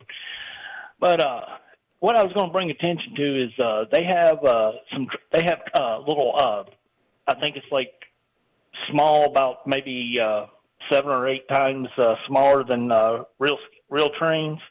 They've got the Middle Tennessee live steamers come out twice a year and give free rides to the public. And it's just a little wonderful. It kind of blurs the line between model and real trains, but it's a nice little freebie event at the park they have twice a year, and they're going to be showing up next Thursday, Friday, and Saturday, the 25th, the 26th, and 27th of September. And it's a free ride. They're out there from 10 a.m. to 3:30 p.m. all 3 days. And it's just, you want a nice, relaxing thing to take family and kids to, and just be able to relax and enjoy something at a park. It's a really nice thing. It's just like just really nice train ride in the park. So these they've got, obviously, do they have tracks always down, or do they put tracks down for this? They have the tracks always down. Okay. I think they made a deal with the park where, as long as they gave the public free rides a couple times a year, they were allowed to have the tracks there permanently. That's very, very cool. And these trains, my experience, they've been there for over 60 years. So, well, I think I've seen a Tennessee Crossroads about this. You know the show I'm talking about on PBS. I forget the fellow's name that did them. He passed away. I saw it before PBS was canceled. Yeah, right. Well, that's right. Right. Before they burned all that stuff out back. But the experience that I had before PBS was, you remember the movie The Jerk? Okay. Well, if you've never seen that movie, I forget. So about what size are they, would you say? I mean, they're big enough that you can sit on them and ride them. Yeah, the most equipment that's operated on the track is 1/8 the size of real-life trains. All right. Well, people that have seen the movie The Jerk will tell me if it's about the same size as the ones that Steve Martin was operating in the movie The Jerk. But I bet it is. If they Google Mid-South live steamers or Google Middle Tennessee live steamers, either one, you'll get the Google will bring up the website for them. I'm doing it right now. Middle Tennessee live steamers. This isn't going to take me to some sort of. Well, never mind.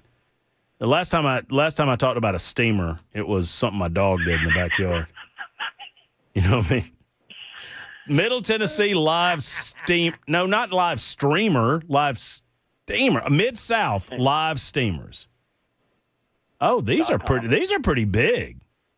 Like I said, they've been out there for 60 years. I remember before they even built the train station when they had to pick us up at the railroad crossing. Oh yeah. These are cool, and they operate exactly as steam engines, the life size ones, right? I mean the real size, the full size. Some of them that run off of propane and other things, but there's a few of them that operate as if they're just smaller live steam engines. Love it. And, I absolutely love it. They have modern diesel engines and everything too. Right. Now one of the best parts is not too far over from them. There's a rail train track for the railroad short line called Tennessee Southern, and they used to have these maroon with blue stripe paint jobs on the locomotives. And I found out earlier this year that there's somebody who actually got a couple of locomotives on the live steamers painted in that old Tennessee Southern paint scheme. That's awesome. And this is next weekend. Yeah, this is next weekend, September 25th, 26th, and 27th, Thursday, Friday, and Saturday from 10 a.m. to 3:30 p.m. And it's free. Love it. Now, the station jar, I've never seen it empty, but it is free.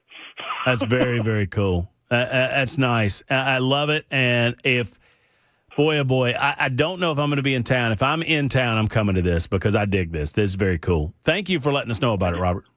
Yeah, I just figured y'all like to have something nice that's family friendly, that's not political, and just something some people can come do. Yeah, that's good. That's good family fun right there. If you've got kids, you need to go to this because that's pretty cool, and getting them into trains is pretty cool too. Robert, thank you for the call and thank you for the info. Oh yeah, and thank you for teaching me that a live steamer is something different than what Munson does at about 10 o'clock at night in the backyard. Whew.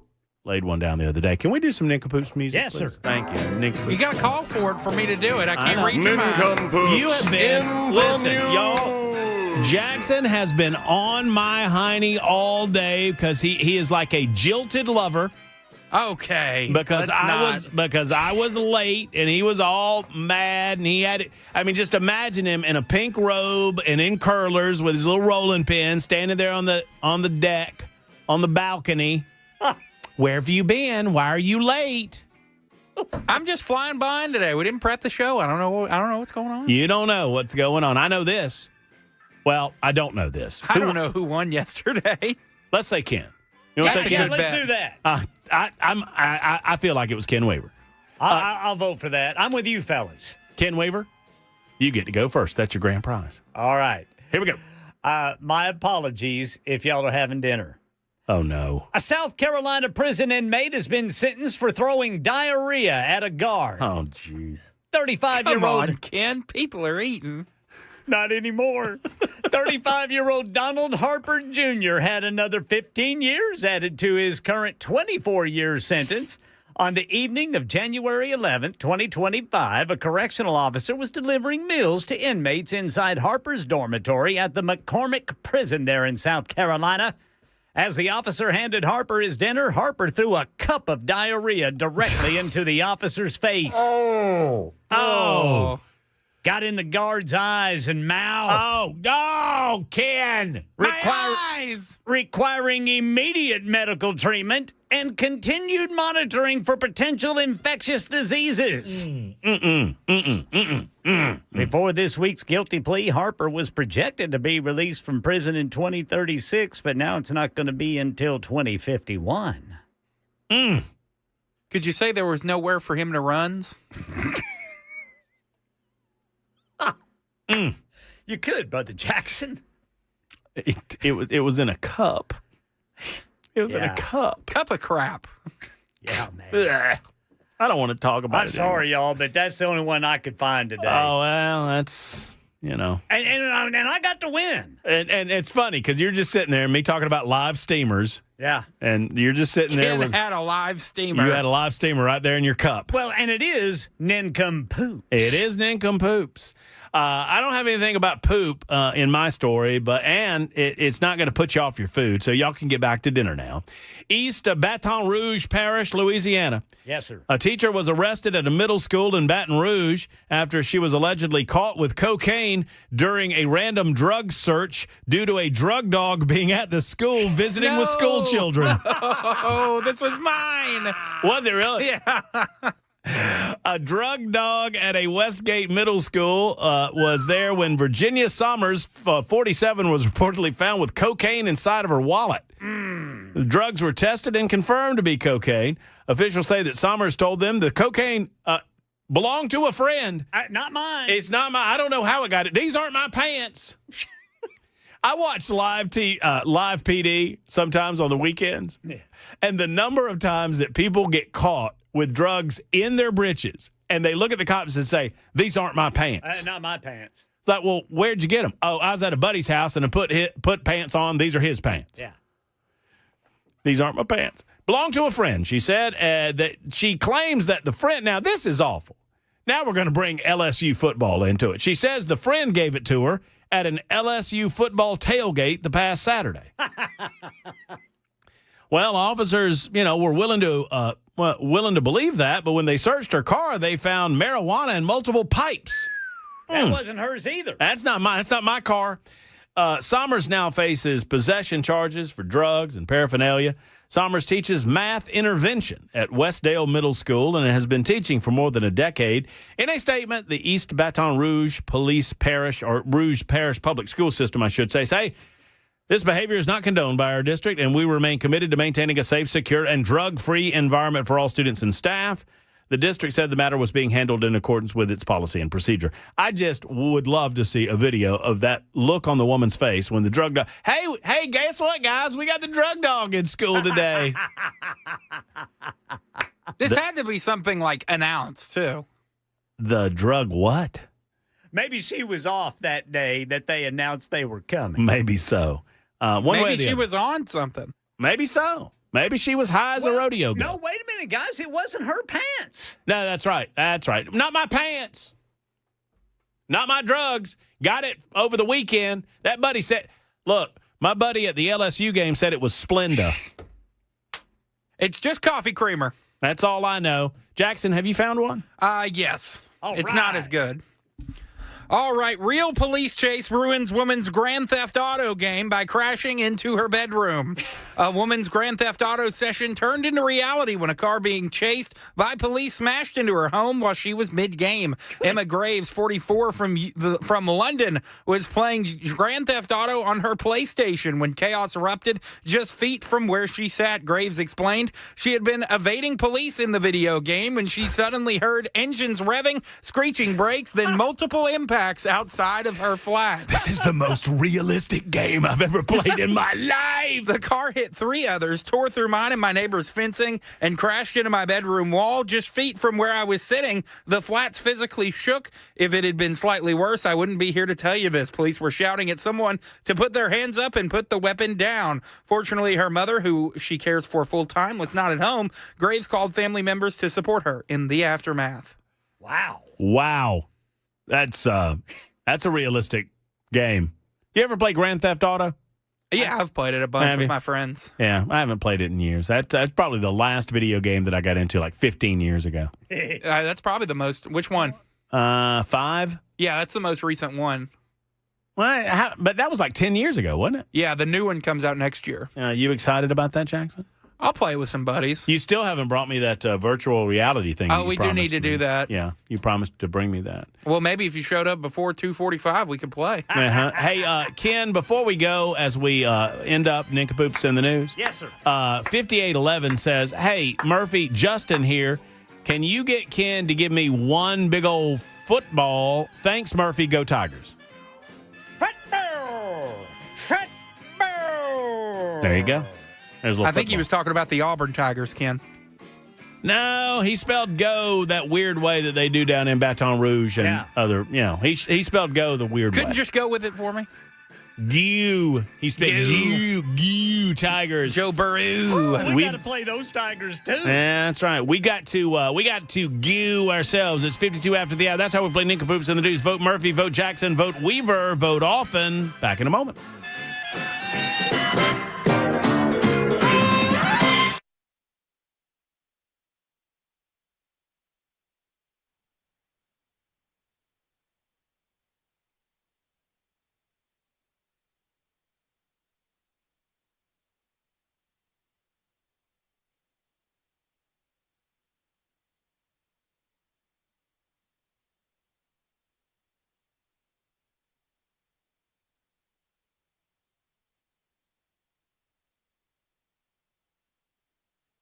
Hello, friends. There's a lot of things that Americans, I should say, are 50-50 on. Maybe some politics, working from home versus the office, coffee and tea and whatnot. But there's one thing that we agree on, taking your car for repairs, well, it's complicated. Or at least it can be complicated. Your repair is only as good as the person under the hood, and most of the problems in fixing your vehicle is a knowledge issue, not someone trying to rip you off. A lot of techs are not properly trained. That's the bottom line. They end up guessing what to do, and it causes delays in getting your vehicle back or repeat visits for the same issue. For about a quarter a century, Eurofix has done things differently. Every visit starts with a free 15-minute no-wrench inspection, so you know exactly what's going on before they start the work. At Eurofix, they pay their techs more than any other company. They do that to attract the best and the brightest, and they have done just that. At Eurofix, they beat dealer pricing. They give you a 3-year, 36,000-mile nationwide warranty and rental cars available with every appointment. Locally owned, family run, 5 locations. Call or book online, myeurofix.com. That's myeurofix.com.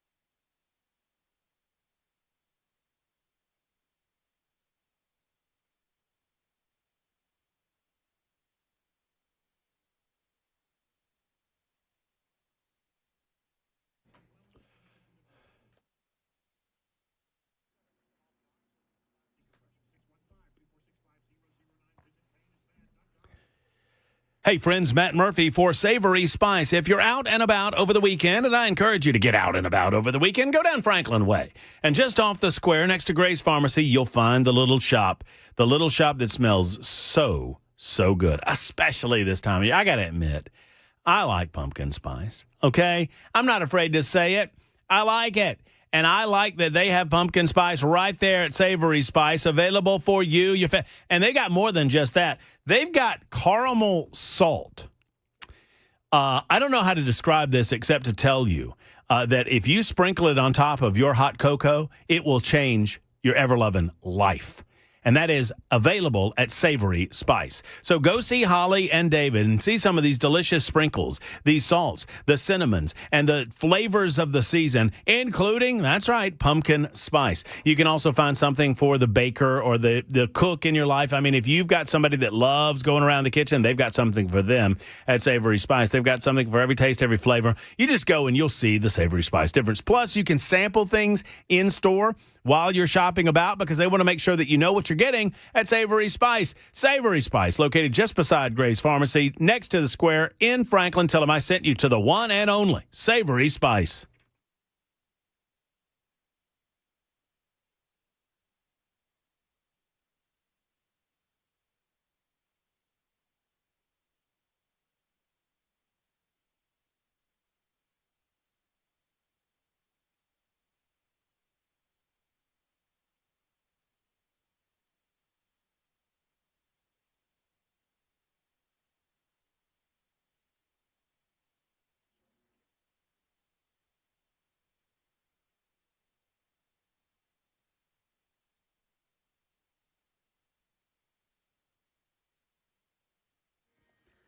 Shots fired into an ABC TV station in California. We'll tell you about it at 6 on Super Talk 99.7 WTN. Oh, no. That's more violence. We can't have all of that. Plus, there's a story out about a helicopter crash at an Army training session that has killed 4. We'll talk about that coming up in the final hour of the show. We'll take your telephone calls. Plus, I'm going to ask a simple question. Who you got in the 7th Congressional District race? Because voting has already started there. If you want to line them up, no judgment here. I'm just curious where we're at. I have no idea who's going to win this race. Normally, I have a feeling, and I got no feeling. I got no lean. I got no inclination. I don't know what to tell you. I've got no idea who's going to win this race. I know who's not going to be president in 2028 or 2029 for that matter, and it's Alexandria Ocasio-Cortez. But she says she might be running, and I'm here for it. Please run for president of the United States in 2028. It will be the best comedy series in decades. More on that coming up in a moment. Super Talk 99.7 WTN.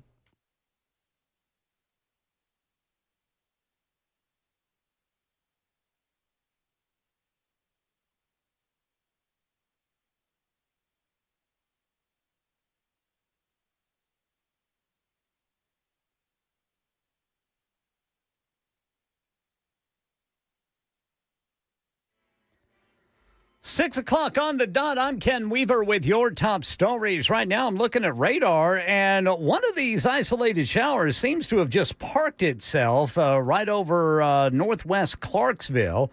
Then we've still got a little bit of rain in between Dixon and Franklin, then southwest of there, just north of Hohenwald, then down around the Alabama-Tennessee border, just between Lawrenceburg and Florence, Alabama. Full forecast and traffic coming up in 5 minutes.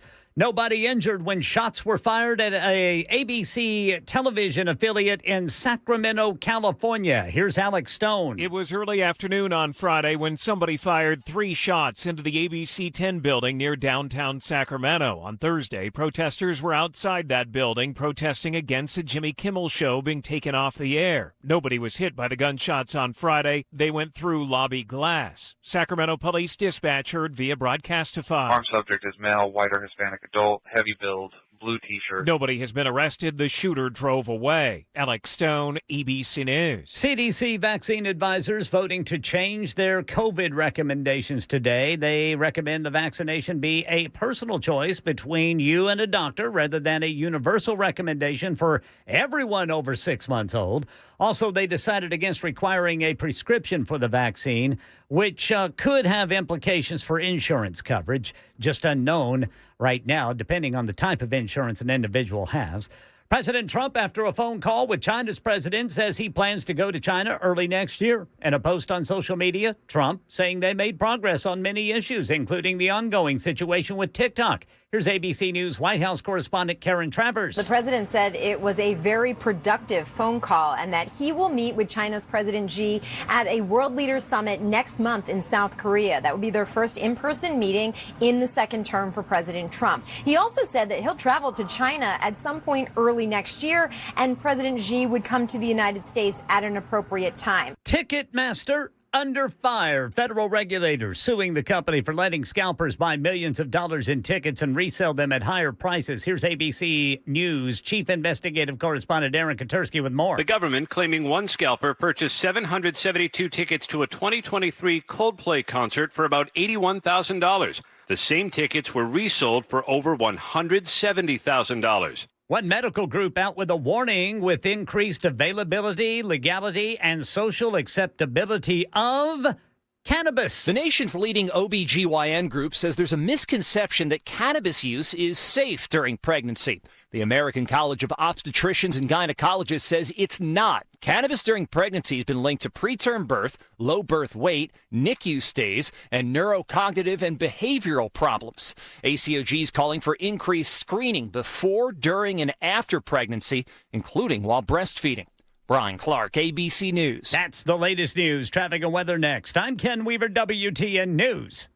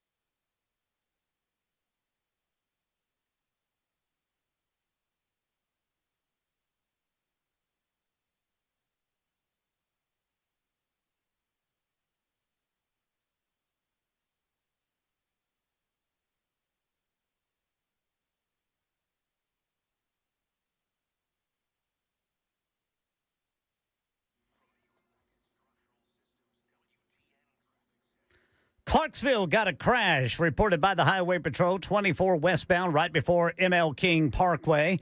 Over on the East Loop going westbound downtown, a crash there at Shelby Avenue. South Nashville, police reporting a crash 440 westbound at I-24. And then in Smyrna, Highway Patrol reporting a crash 24 eastbound approaching Almaville Road, exit 70. I'm Ken Weaver.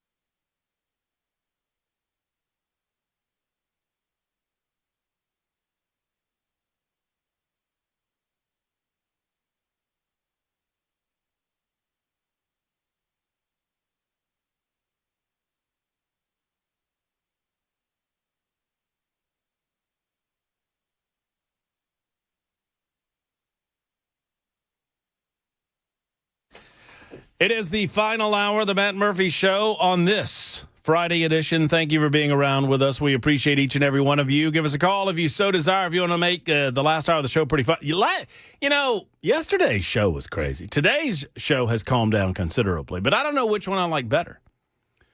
I mean, how would you characterize? You were here for the full thing there, Jackson. You were probably listening for, I don't know, half of it. 20 minutes about. How would you characterize yesterday's show? Off the rails. I mean, whack-a-doodle, like full moon level, right? Yeah, it was insane. So. It was pretty crazy. Today has calmed down considerably, but it is a First Amendment Freestyle Friday, meaning anything on your mind is fair game. 615-737-9986, 615-737-9986. So we're told by Axios, this is an article by Alex Thompson. We are told that apparently AOC is considering running for either AOC, Alexandria Ocasio-Cortez, which, by the way, speaking of running, look, far be it from me to cast aspersions on anyone's physical appearance.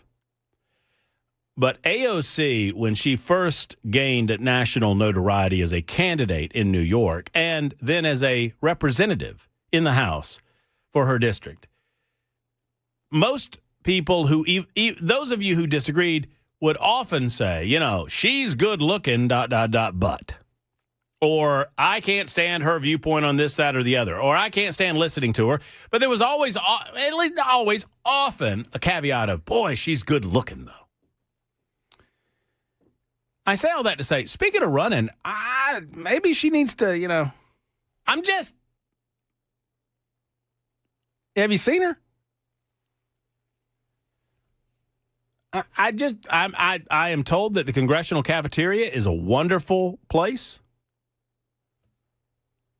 I'm not saying, I'm just saying. I want very much in my life Alexandria Ocasio-Cortez not to run for U.S. Senate. I think she could win the U.S. Senate seat. I think there are enough crazy-ass liberals. Just watch. They're about to elect a socialist as the mayor of that state, or mayor of that city. Might as well be mayor of the state. Did you see where Kathy Hochul endorsed Mandami, and then I think she was hoping for a crossover endorsement, and he refused to endorse her? Because that's how socialists will do you, right? They'll stab you right in the back in front of your face. Anyway, if they can elect him, they can elect her to the United States Senate. And I'm told that she is strongly considering a Senate run or a presidential run. Jackson, would you please do some work today and look up how old Alexandria? She's probably 30. I mean, she's old enough to know, but I bet she's 34. She's 35. 35 years of age. So obviously, she's within the zone. You have to be 25 years of age to run in the U.S. House of Representatives, 30 years of age to run as a senator, and 35 to run for president of the United States. Hey, what is the youngest person to serve as president of the United States of America? It's a trick question, Jackson. Go ahead and grab at it. Taft. William Howard? Sure. That's a I don't know that it's a good guess. I don't know that it's a good... Taft was the largest man to ever be president of the United States of America, weighing in at a hefty 300-plus pounds. Rumors are that William Howard Taft had to request a new bathtub to be fitted into the White House because he got stuck in the one that was in there. I've heard that. And did you know, Jackson, while we're on the presidential trivia, that William Howard Taft is credited with starting the seventh-inning stretch in baseball? Why? Because he needed a stretch? He attended a baseball game. I want to say it was in New York, and it was tradition, obviously, at the time he was president of the United States, and it was tradition that when the president, you showed respect for the president. So when the president stood up to go anywhere, everyone stood up, and those seats, man, back in the day, they're not like these fancy, comfy seats you get at Nissan Stadium. These were, teeny little 17-inch jobs. And apparently Taft he was squeezed in there, and eventually he got too tired. He had to let his fat kind of jiggle, and so he stood up, and everybody else stood up, and it was the seventh inning. So hence this. I mean, that's the rumor. I don't know if it's true or not. No, Jackson, the youngest individual to ever serve as president of the United States of America was Theodore Roosevelt, a.k.a. Teddy, when he took over for William McKinley after William McKinley was shot. The youngest individual ever elected president of the United States was JFK. JFK. Congratulations. Way to go. I had it pulled up. Did you now? Yeah. Ross didn't tell you? No. I bet Ross knew. He didn't. No? No. AOC, still a hot mess, says 1221. A little more cushion for the push. No, man, don't. I got to pre-read these. Wait, what did you just say? I'm not going to say it. Okay, I will say it again. I didn't pre-read it at 1221 said AOC is still hot. More cushion for the pushing. And I say, we don't do that on this show, 1221. How dare you? I don't understand it.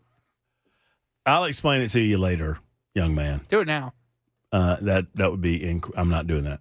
Please. It's when you're sitting on, if you're skinny, I'll explain it to you. When you're skinny and you sit in those hard seats in the House of Representatives for a length of time, starts wearing on the bones on your hiney.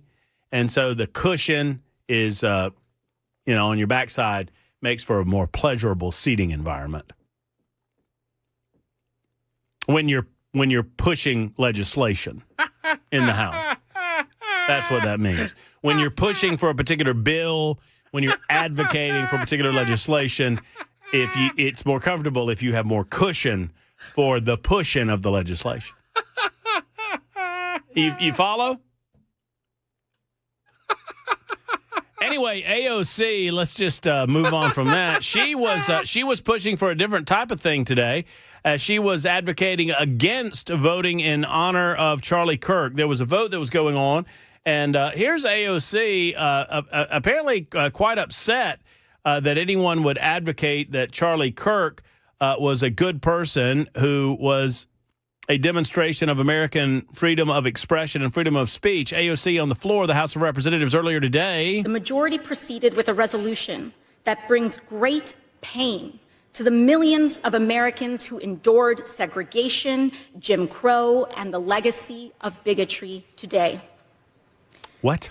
We should be clear about who Charlie Kirk was.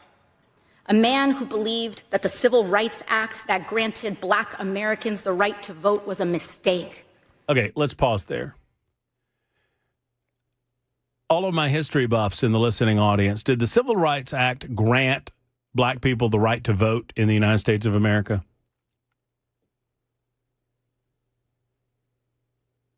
The answer is no. It did not. There were a series of amendments after the United States Civil War. Now, the Civil Rights Act guaranteed that there would be fairness in voting practices in the United States of America. It prevented certain elements of voting that were considered to be inherently unfair, like poll taxes, for example, or literacy tests were another example. And to my knowledge, Charlie Kirk was never against those things. But no, the Civil Rights Act did not grant the right for Black people to vote. Granted Black Americans the right to vote was a mistake.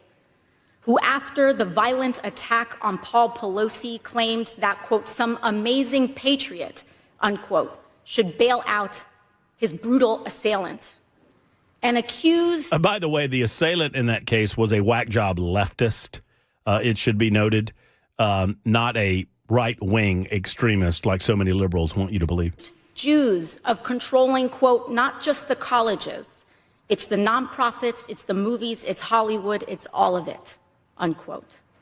Charlie, there was no greater friend of the state of Israel or the Jewish people than Charlie Kirk, but whatever. His rhetoric and beliefs were ignorant, uneducated, and sought to disenfranchise millions of Americans.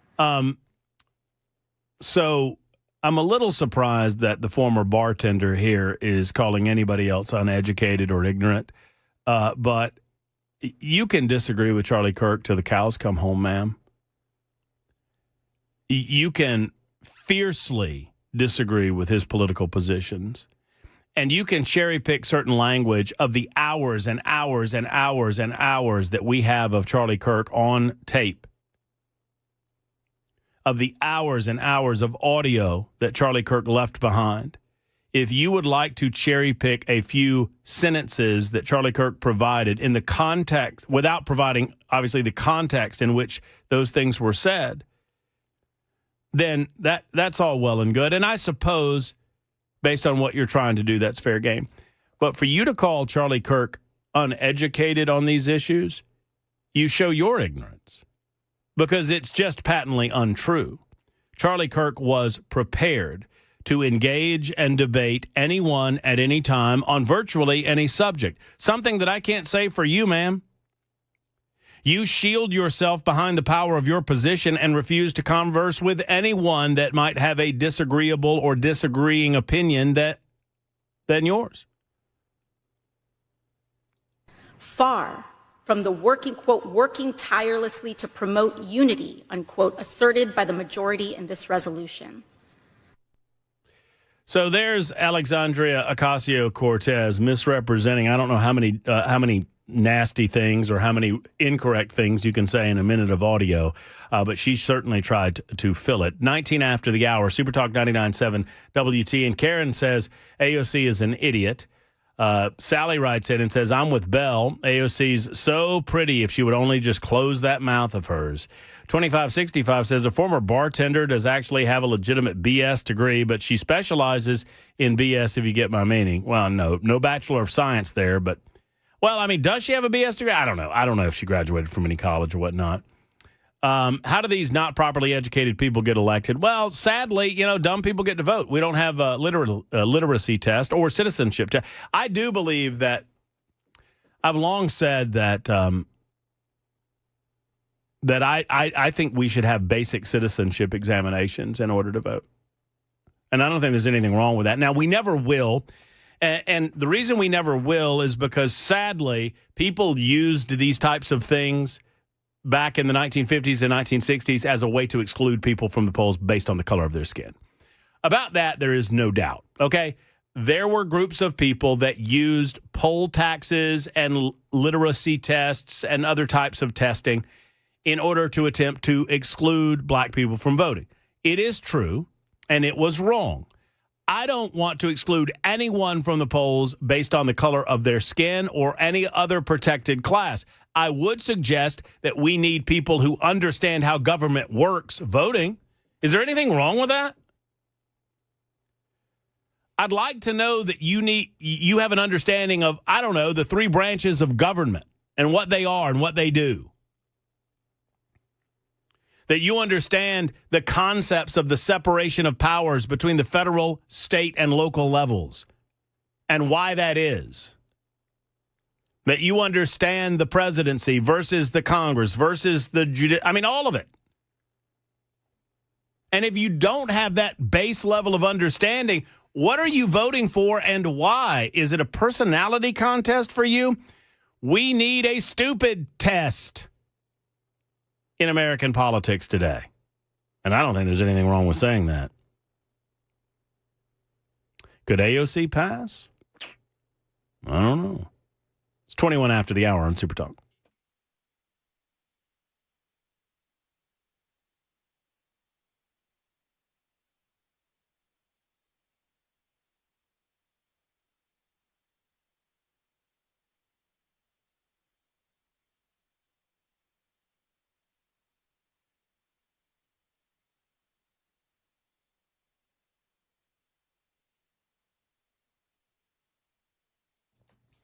I'm so excited, and I just can't hide it.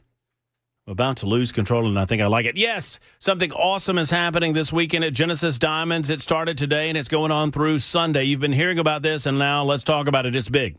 It is a huge 3-day designer engagement ring showcase event, showcasing the world's top 2 designers in bridal jewelry, Tacori and Viraggio. Tacori's from California, Viraggio from New York, both here with their entire lines, including all new rings for this very, very special event. You can explore hundreds of exquisite American-made designer rings, Genesis will have special incentives, including zero-interest financing and up to $5,000 in instant savings. In addition, Genesis has an expanded selection of GIA-certified diamonds for this big 3-day event. All shapes, all sizes, rock-bottom prices. This is the best of the best. Every Tacori ring is handcrafted by master artisans. Every Veragio ring is made by hand with unmatched attention to detail. And these brands are in town this weekend. Do not miss the bridal jewelry event of the year.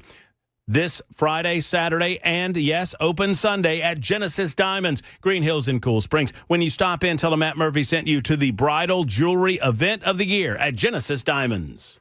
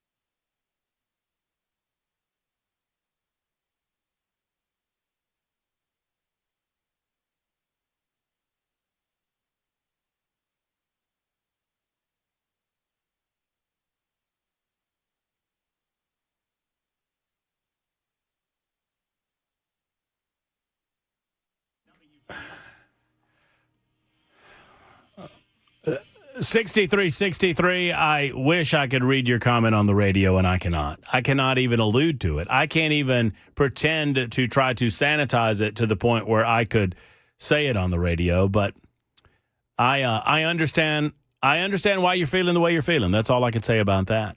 1261 says AOC more. No, I can't say that.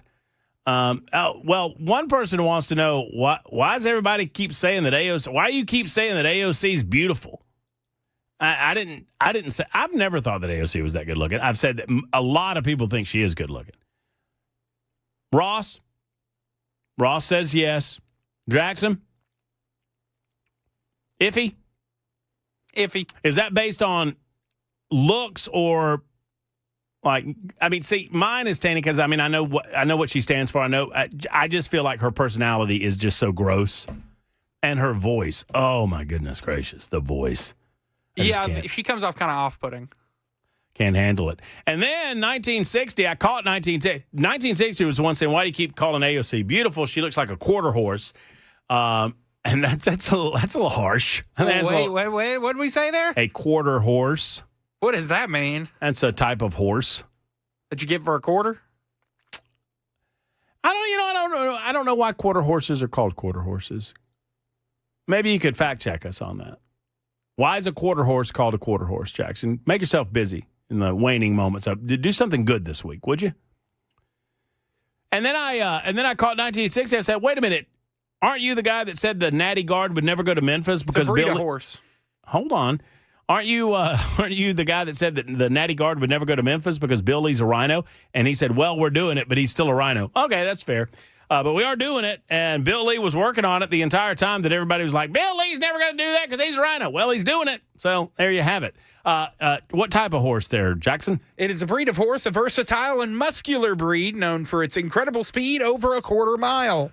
There you go. And I'm getting a lot of that on the super text line, as you might expect. Yeah, they were bred to be fastest in a quarter mile.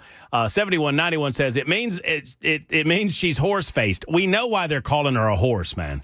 When's the Kentucky Derby? I don't know. In May. Oh, we missed it. April, May. I'm against horse racing. You know that. I mean, I wouldn't stop people from doing it. I just like to remind people that the only reason that we have horse racing is because of betting, because of gambling. If gambling did not exist, horse races would not exist. And I defy anyone to tell me that I'm wrong on that because I'm not. I know I'm not. And secondarily, I feel like we can gamble on other things like human beings, competing in a football game. And they at least have some say in whether or not they compete in the football game.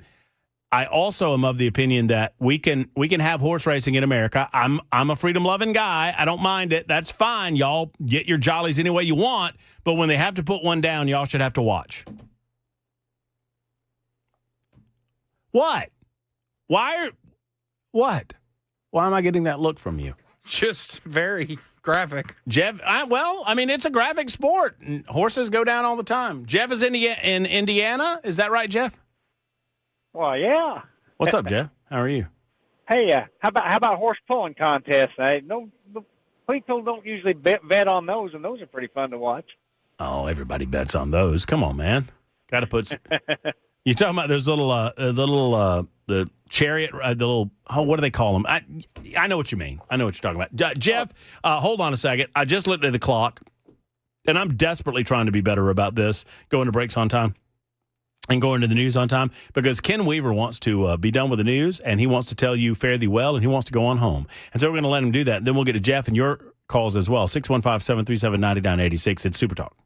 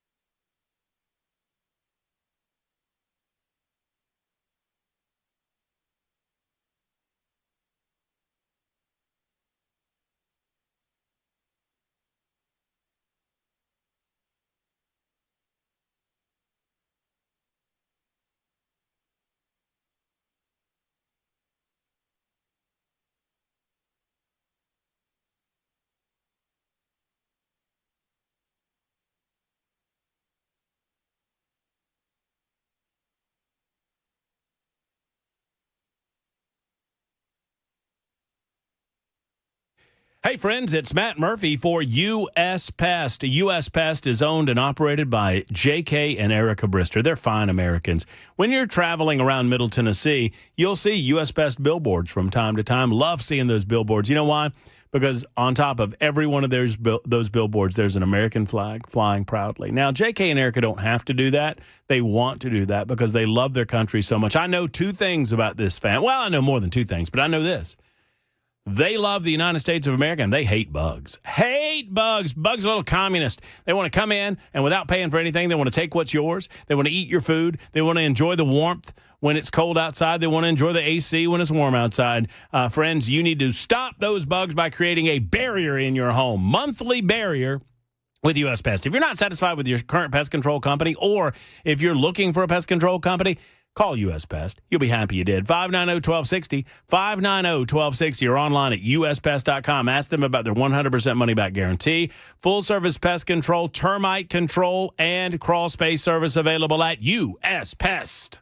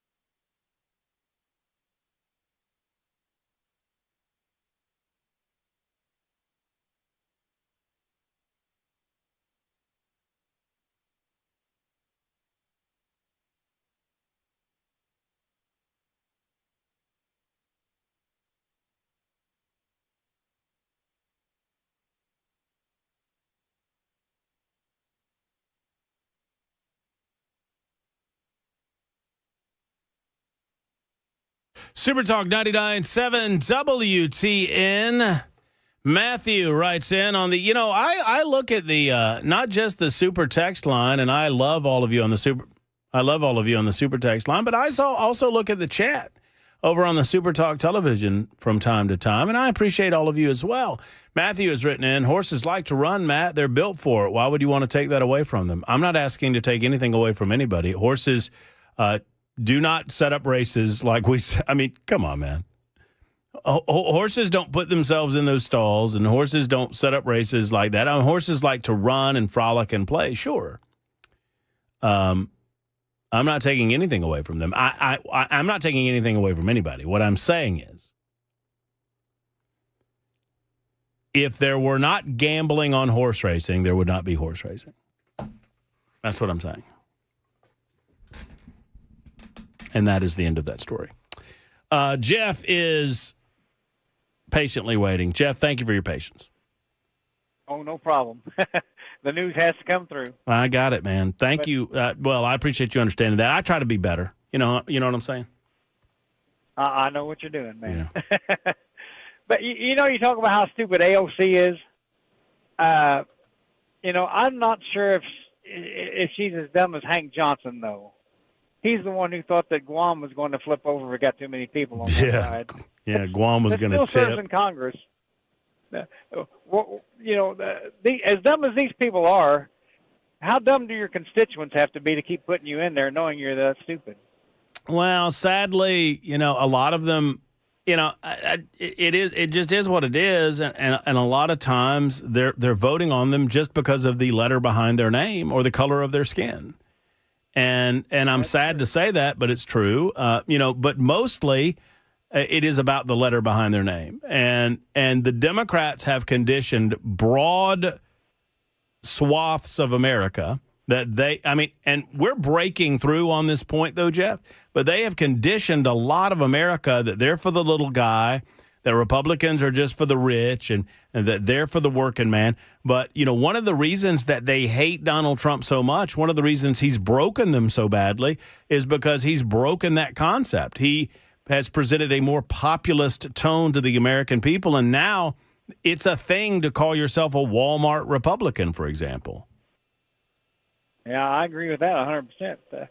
But just to kind of show you how they actually think, your buddy Dale Jackson had on his show today had a poll, I guess, that they did between the Democrats and Republicans, and they asked each side what they thought the other one thought, and then so the Republicans told them what they thought the Democrats thought, and the Democrats thought what the Republicans thought, and then they asked them, how do they see themselves?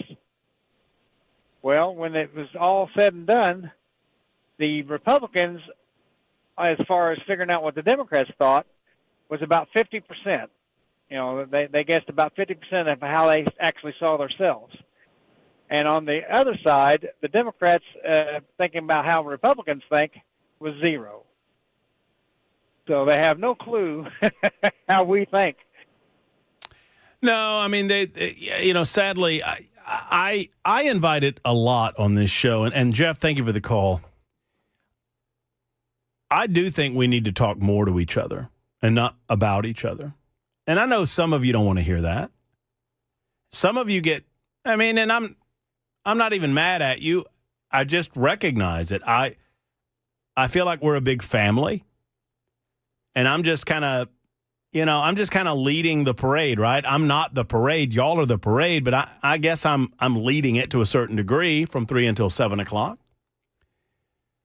But I want to talk more to liberals. And not just in the spirit of Charlie Kirk. I've always felt this way. I'll talk to anyone about anything on this radio show as long as it is of interest to the people that gather here on a daily basis. And sometimes we hit on that interest part, and sometimes we don't. But we try to hit more often than not. And I understand that, when you have a large gathering like we have, and it's large. I don't take credit for this. This is a huge radio station with an incredible footprint. It's an incredible station, not just here in Tennessee, but nationwide. This station matters. And it mattered because of the people that came before me. I do my best to try to carry on the tradition in the shadow of the giants that came before me. Phil Valentine was a giant of a communicator, and we miss him every single day. That said, I want to talk more to liberals. I want to talk to the Heidi Campbells and the Gloria Johnsons. I want to talk to what's his name? I can see his face. The Justin Jones or Justin Pearson. I invite Freddie O'Connell. And I'm not here to talk down to them. I'm here to talk with them. I want to understand the way that they're thinking, and I want them to understand the way that you think and the way that I think. But they won't do it, folks. Increasingly, it is more and more. And by the way, toward that end, I'll go anywhere that people ask me and speak to them. Anywhere. In any setting, in any format, in any arena. So long as my safety is not compromised, I'll go anywhere you ask of me and speak to anybody about any subject of your choosing. I am comfortable in my beliefs. I think you're comfortable in your beliefs. And I know I'm not all of those things that they call me. And Charlie knew that he was not all of those things that they called him. He wasn't then, and he's not today. They call him those things because they cannot keep up with him in the arena of ideas, in the free exchange of ideas. But I do believe that differences of opinion and exchanging those differences of opinion and attempting to find where we have common ground and identifying where we don't, that's the basic fabric of this country. That's how we were started, man. It's not as if there was monolithic thought during the founding of this country. There was a very divergent variety of thoughts as to how this country should be formed and exactly what it should represent and how it should do so from the beginning. From the beginning, Thomas Jefferson and John Adams couldn't agree on anything. Couldn't agree on anything. And yet they weren't friends for a long time, but they remained friends, and they were friends on their deathbed. Died on the same day. Well, that's right, July 4th, 1826, I believe it was. 50 years after the initial signing of the Declaration of Independence. Point is, I want to find out more about these people. I want to understand what makes them tick. But sadly, most of what they claim to believe in is based on emotion. Most of what they claim to believe in is based on a desire for control and or power. And even when they claim to truly believe what they believe, they can't defend it. It's difficult to defend because, sadly, today's Democrats are yesterday's socialists. And most of today's Republicans are yesterday's Democrats. Let's be honest. Republicans have shifted their position on so many physical issues that they resemble 1980s Democrats more than anything. But today's Democrats resemble the Socialist Party, which leaves us with very precious few conservatives anymore. I've always believed that the Libertarian Party could have filled that void, but sadly, they're too hung up on some societal issues that they think are of such importance to the American people. And I'm not suggesting that these aren't important issues. These are freedom-based issues, but it's why I don't belong to the Libertarian Party, because they get caught up in so much of it.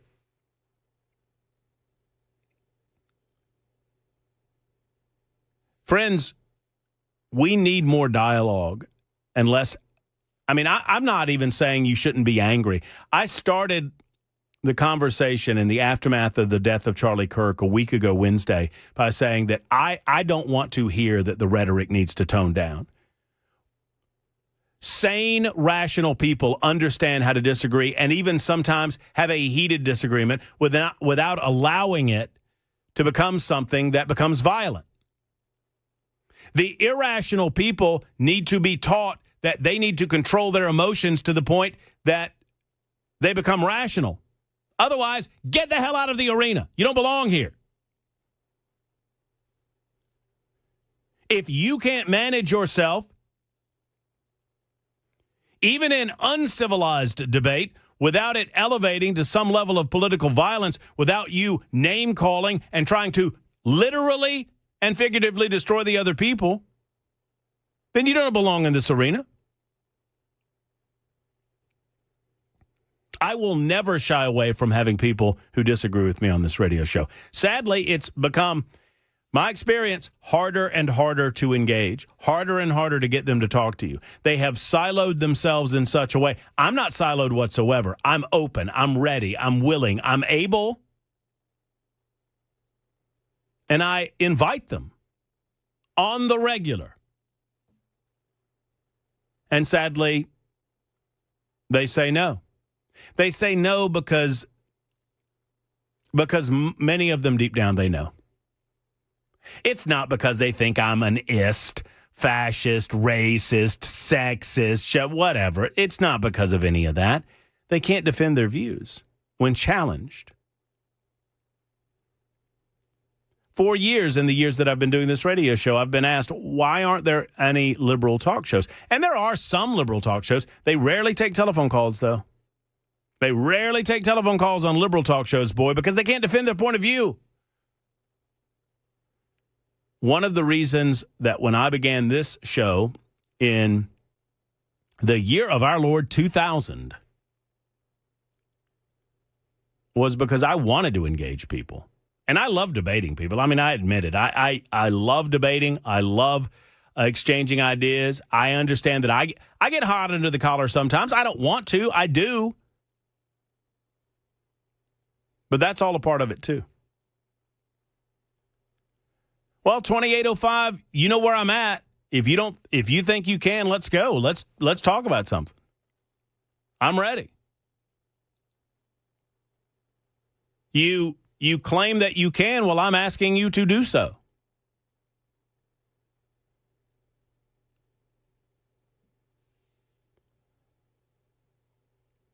In the meantime, there's this poll that I engaged in thinking of Charlie Kirk, and we've only got a few minutes left. I'll tell you what, I'll give you some of the results of the poll. If you go to @MattMurphy Show, you can vote on it. It's a Snap Murphy poll. Using Charlie Kirk's death in political ads is A, fair, B, out of bounds, C, gross and should be pulled. There are a couple of candidates in the 7th Congressional District naming Charlie Kirk by name in their political advertising, and I just... My initial reaction was I thought it was out of bounds. I won't even say it's gross because I don't want anyone to think that I'm going after these political people. Most of the people in the 7th congressional race I think are good people. I just think that they've been led down the wrong path. I don't think it's a good look. I don't think it's a good look to invoke his name before he's even been eulogized. We'll give you the results of that poll coming up in a moment and wrap it up. It's 9 until the top of the hour on Super Talk.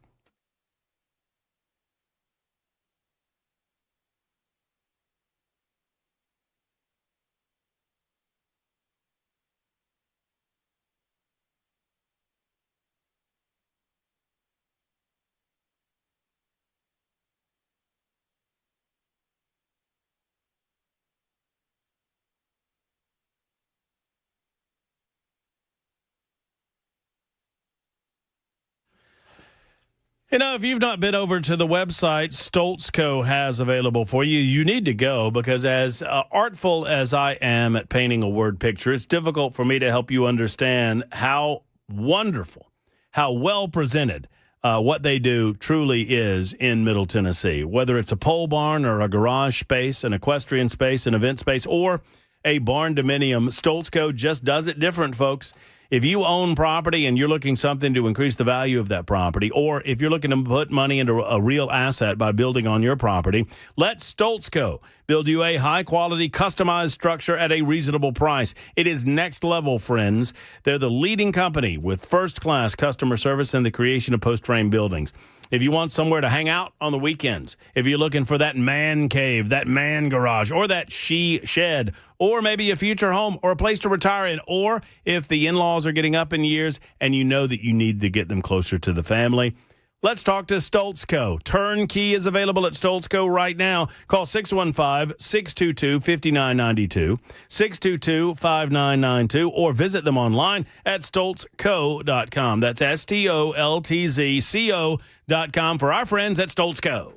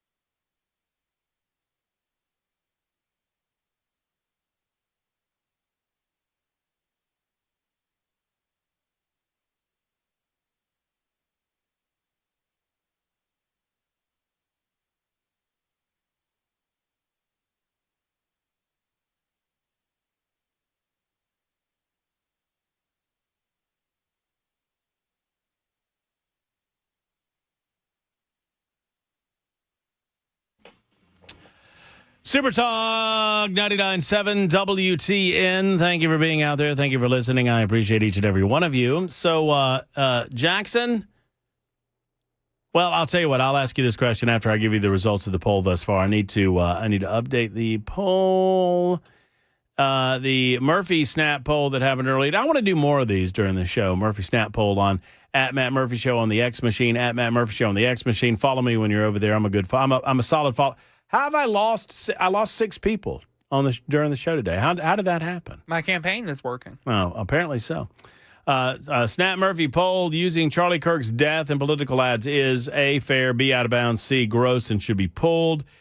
46.2% say it's gross and it should be pulled. 38% say out of bounds, and 15.8% say it's fair. So almost, let's say 84% of the audience say that it's out of bounds or it's gross and it should be pulled. So that's how the poll winds up. It's not wound down. I've got another 18 hours on it, so you can go over there and vote on it if you so desire on my show page on the X Machine at Matt Murphy Show. We mentioned that the owner of Santa's Pub, Elmer Denzel Santa Irwin, has passed away at the age of 75, I believe he was. Santa's Pub will remain open in his honor. Jackson, knowing that you are a fairly good song master and an aficionado of the a cappella, and also it's my understanding that you know your way around a karaoke machine. If I pay for the drinks, and they only serve beer, but if I paid for the drinks and the Uber home, would you go with me to Santa's Pub and sing a couple of songs with me at some point? Yeah, I'd do that. Okay. We need to set that up. What you got going on this weekend, Jackson?